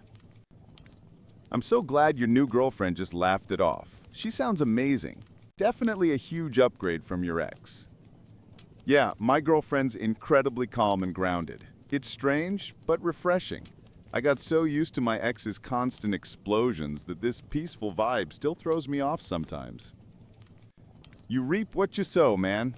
Karma really knows when to show up. Just keep living your life. Looks like revenge really is a dish best served cold. Your ex sounds either completely toxic or straight up unhinged. Do you think that was a manic episode? I just hope the kids are safe. Can you get full custody? Yeah, I'm already fighting for custody. And I saved all those messages. Another reason why I didn't snap at her. My ex got cheated on by the very same guy she left me for. No surprise there. 3 days later, they were back together again. She literally has nowhere else to go. Now, she's stuck with him. Since then, apart from signing some divorce papers and the occasional text about the kids, I haven't heard a thing from her. And honestly, thank God for that. Still, I'm sure she's back with him again. She just can't stand being alone. This Halloween, my brother's band got invited to play at a friend's annual event. They've been performing there for years. It's sort of a tradition now. My ex used to come with me before everything blew up, but last year she skipped it. That was around the time I found out she'd been sleeping with her best friend's husband and that my 6-year-old daughter was actually his child. This year, no one invited her, but she showed up anyway with the same guy she cheated on me with. I was furious. The event is strictly 18 plus, and she knew that perfectly well. I'm convinced she brought the kids just to get me kicked out. Security told her she couldn't bring children inside, but she stood there making a scene. Eventually, security came to me and asked if I could escort them out, and she immediately started yelling that I care more about some stupid party than my own kids. My friend, the event organizer, came over and said she could stay for 2 songs. Then she'd have to leave or he'd call the cops. I told him not to give in to her drama, but he said he was only doing it for the kids' sake. The night turned into a disaster. I was on stage most of the time, so I couldn't see what was happening in the crowd, but I heard bits and pieces between sets. Turns out my ex tried to start something with my girlfriend, and it did not end well for her. My girlfriend shut her down instantly and told her to stop using the kids as weapons. A lot of people saw it happen. When I finally got off stage, multiple people came up to me to explain what had gone down. My ex was glaring at my girlfriend from across the room, full of rage. And then, my daughter finished it off. She yelled across the whole hall, "I have 2 dads, my dad and mommy's boyfriend, who's my real dad." The room went silent. My ex turned beet red, hissed, "Thanks for embarrassing me," and stormed out. But my son refused to leave with her. He clung to me, crying, begging to stay. Her boyfriend eventually walked up to my girlfriend and asked if the boy could stay with us. She agreed, and even arranged with my friend to let him hang around until the end of the event. Later, we took him home with us. That entire night was pure hell. I must have apologized 1,000 times to my friend, my girlfriend, even my son, for dragging them into that chaos. I kept messing up songs during the set because my eyes were constantly scanning the crowd, terrified that another fight would break out. I didn't even know she had left the venue without her son until after our performance was over. When I took him home the next evening, she made sure to avoid seeing me. Her boyfriend came out instead, said she knew I'd be there and didn't want to talk about what happened. Then he apologized for everything and started venting about how she behaves. I cut him off, told him I'm not interested in discussing her anymore. Later that night, my son called me saying they were fighting again, screaming so loud the walls were shaking. Apparently, her boyfriend had finally snapped. He told her she still wasn't over me and accused her of being obsessed with my life. According to my son, he yelled something like, "What pisses you off more? That he's moved on and you can't crawl back to him? Or that if you hadn't cheated with me, he probably would have left you for his current girlfriend anyway?" That's what started it all. I could hear them yelling in the background. I asked my son if I needed to come get him, but he said no. I stayed on the phone until things finally quieted down. So yeah, that's where things stand right now. The divorce is still not finalized, but I've moved on. I'm done mourning what I lost. I just want to get my kids out of that mess. And yes, I'm still fighting for custody. She's furious because she can't come back. If you ever hear them screaming like that again while you're on the phone with your son, call 911. Get those kids out immediately. Child Protective Services will at least remove them for the night, and one of those 2 will probably face domestic violence charges. She's getting exactly what she deserves. Cheaters are never truly happy. They live in the fog of their own lies, and when it becomes real life, all the ugliness surfaces. Your ex knows he cheated before and will likely do it again, but she's stuck with him now. She's drowning in the consequences of her own choices. Stay strong and keep making your girlfriend happy. She sounds amazing. He was married when she slept with my wife and at least 2 other women that I know of, and she knew about it. When I confronted her on the day she left, she said, "I know what I'm getting into." She really thought he'd change for her. Yeah, sure. And that's pretty much it. What do you all think? Do you believe cheaters are just lost causes, or can people actually change if the circumstances are right? Personally, I think there are 2 types. those who cheat because they need the thrill, and those who cheat because they're miserable and stuck in the wrong situation. The first type will always cheat. The second might stop once they finally find someone who fulfills them.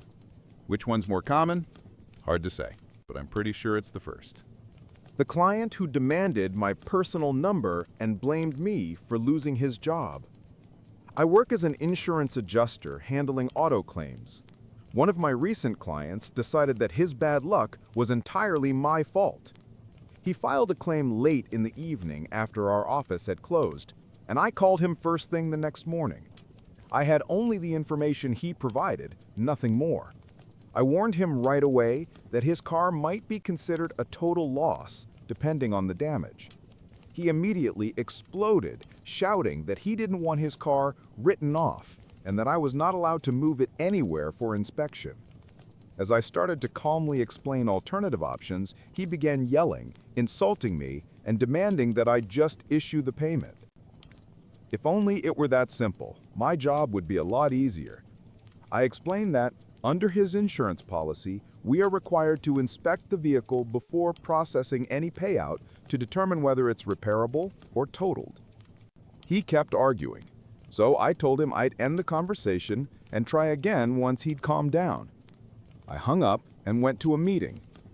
Meanwhile, he started spamming our customer service line, calling over and over again, harassing at least 4 different agents, refusing to hang up until I personally answered. I told them I was in a meeting and wouldn't be available for about half an hour. He stayed on the line for several minutes, hung up, then called again. When I finally got the chance to return his call, I suggested we contact his auto repair shop and ask them to send us photos so we could make a preliminary assessment. He snapped that he'd already sent them last night. I explained there were no attachments in his email and that we needed specific photos to properly evaluate the damage. Then he said it was my job to call the shop and request the pictures, which, ironically, was exactly what I had just proposed. After that, he demanded my personal phone number. I told him I don't have a company cell phone. He insisted he needed to reach me over the weekend. I refused. He repeated the demand several times, then demanded to speak with my supervisor. I told him she was aware of the situation and would contact him when available, but that I couldn't share her private number. He ordered me to make her call right now. I reminded him she's my supervisor. I don't control her schedule. When he tried to keep me on the line until his demands were met, I told him there was nothing left to discuss and ended the call. Later, I phoned the repair shop and the employee there was rude as well, claiming I was interfering with a good man's job and wasting their time. I politely asked them to just send me the photos by email so we could move forward, and they promised to do it. My last name is rare and included in my email address, so I spelled it out several times. But 2 hours before the end of the workday, no photos had arrived. I emailed the client to let him know, and he said he'd call the shop himself. 5 minutes before closing, I tried the shop again. No answer, no voicemail option. I sent the client another message saying, "Photos still haven't been received, so your claim will resume processing on Monday." He responded by accusing me of working in a different time zone, saying it was unfair because I had 3 extra hours. I corrected him, it's just 1 hour, and pointed out the shop had the entire day to send the images. Then he announced that, since he didn't have rental coverage, he'd lose his job on Monday, and that would be my fault. Right, so his employer is so heartless they'd fire him over missing 1 single day. Maybe he should be talking to a state's labor department instead of me. He then circled back to demanding I just approve the claim, insisting I was deliberately delaying the process to make his life miserable. I wonder what he thinks happens to adjusters who ignore procedure and pay out claims illegally. Spoiler, we don't get cookies.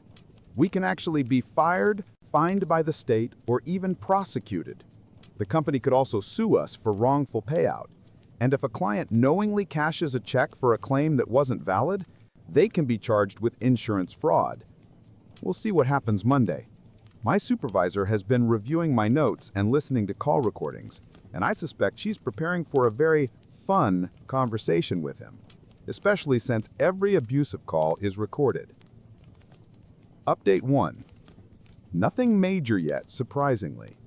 The client's gone silent, which honestly worries me more than constant shouting. My supervisor left him a voicemail yesterday, but he hasn't called back. She told me I did the right thing by switching him to written-only communication, and I don't have to answer his calls anymore. She also said that if he starts making threats, which seems entirely possible, she'll involve corporate security and help me file a report with his local police. Every call is recorded anyway. Today, I spoke with the shop owner about how unprofessional his employee had been on Friday. He admitted that the client had been harassing her non-stop on the phone, apparently because she'd made the mistake of giving her her personal number when he demanded it. Turns out, the owner is an old friend of that client. He freely shared that info, then added they're no longer friends after this repair, especially since that rude employee was his niece.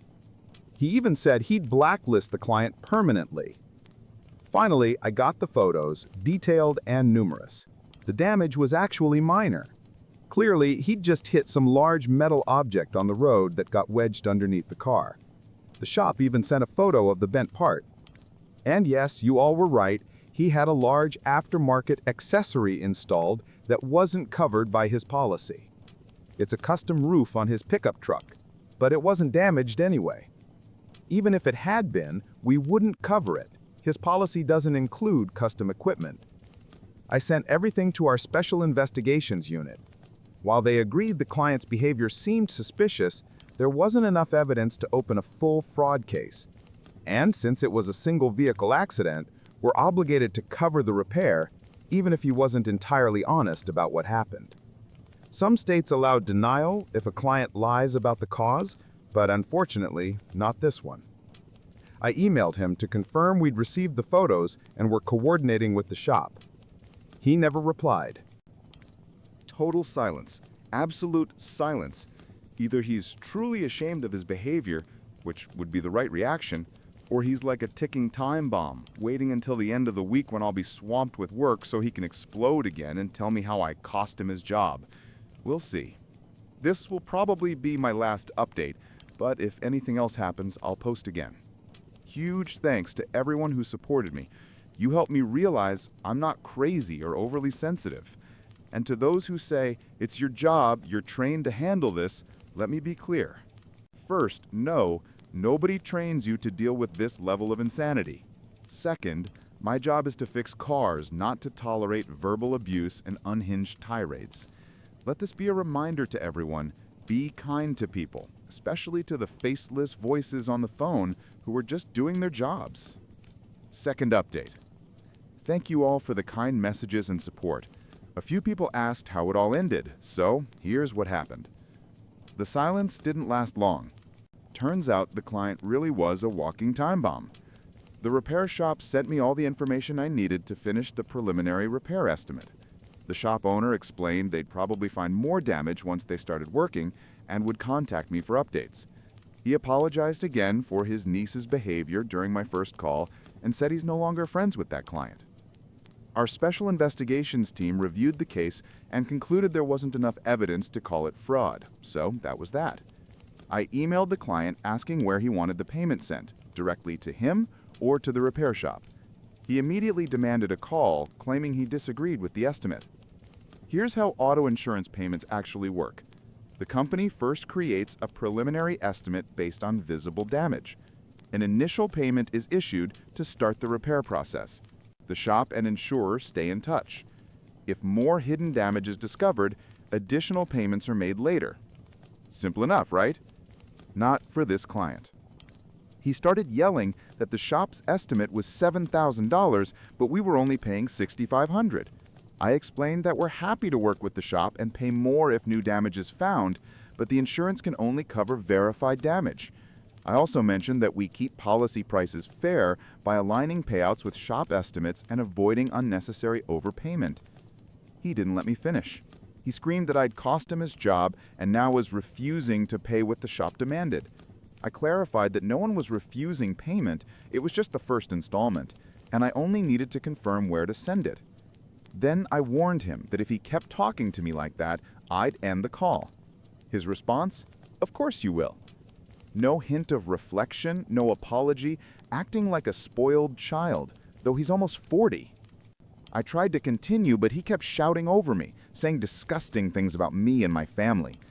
Finally, I said, "Do you really want to finish that sentence on a recorded line that dozens of people might hear later?" He paused for a second and then said, "I hope your husband rapes you and leaves you." Yes, he really said that.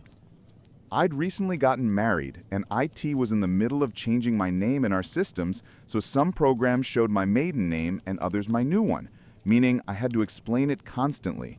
I'd even explained it to this client earlier, so he knew he was saying that to a newlywed woman. I admit, I lost my professional tone for a moment. I told him, "Sir, throughout this entire process, the only thing preventing your car from being fixed is you. The way you've treated me, my coworkers, and the shop employees is appalling. You should be ashamed of yourself. You haven't said a single kind word to me. Working with you has been an absolute nightmare. Now you're spewing vile comments about my personal life, even after I told you last Friday that it was none of your business when you demanded my personal number. And now you're insulting my husband, someone you've never met and know nothing about. My husband is a far better man than you'll ever be, even though he's half your age. At least he knows how to treat people with respect, even in tough situations.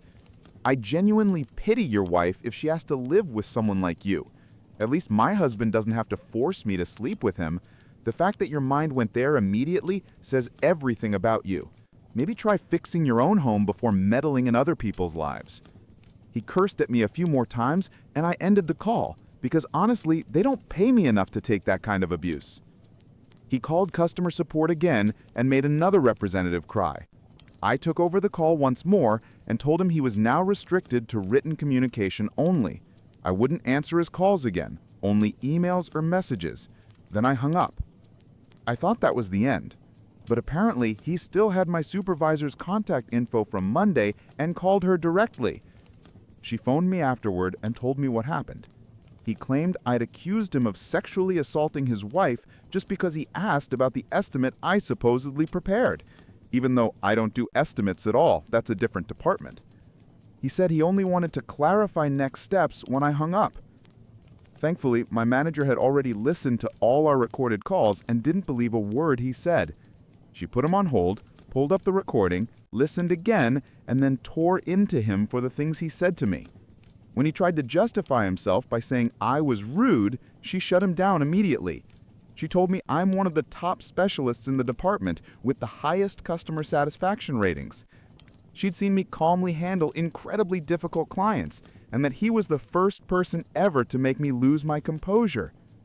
Then she told him that from now on, his account would officially be limited to written communication only, something I had already requested with her earlier. She warned him that if she heard about one more case of him verbally abusing an employee, she'd escalate it as a harassment case. Unfortunately, we can't fire him as a client. He still pays us money, and upper management only cares about revenue, not what we go through. Hopefully, this pushes him to cancel his policy and become someone else's problem. I asked my supervisor if I'd face any disciplinary action for that call.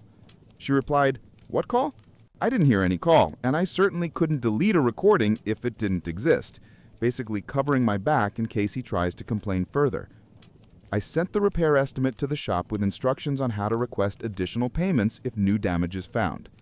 Then the client emailed me again asking me to send the payment directly to him. Apparently, he called the shop afterward and got into a screaming match with them too, because soon after he wrote, "Send me the money, the shop pissed me off." So I did, but made the check payable to both him and the lien holder, meaning he has to get it endorsed by the shop before cashing it. And of course, it's going by regular USPS mail, not express delivery. Finally, I closed the case. Still, I can't shake the feeling that this isn't over yet. If anything else happens, I'll let you know, but thankfully, I'll never have to speak to that man again. Once again, thank you all for the support.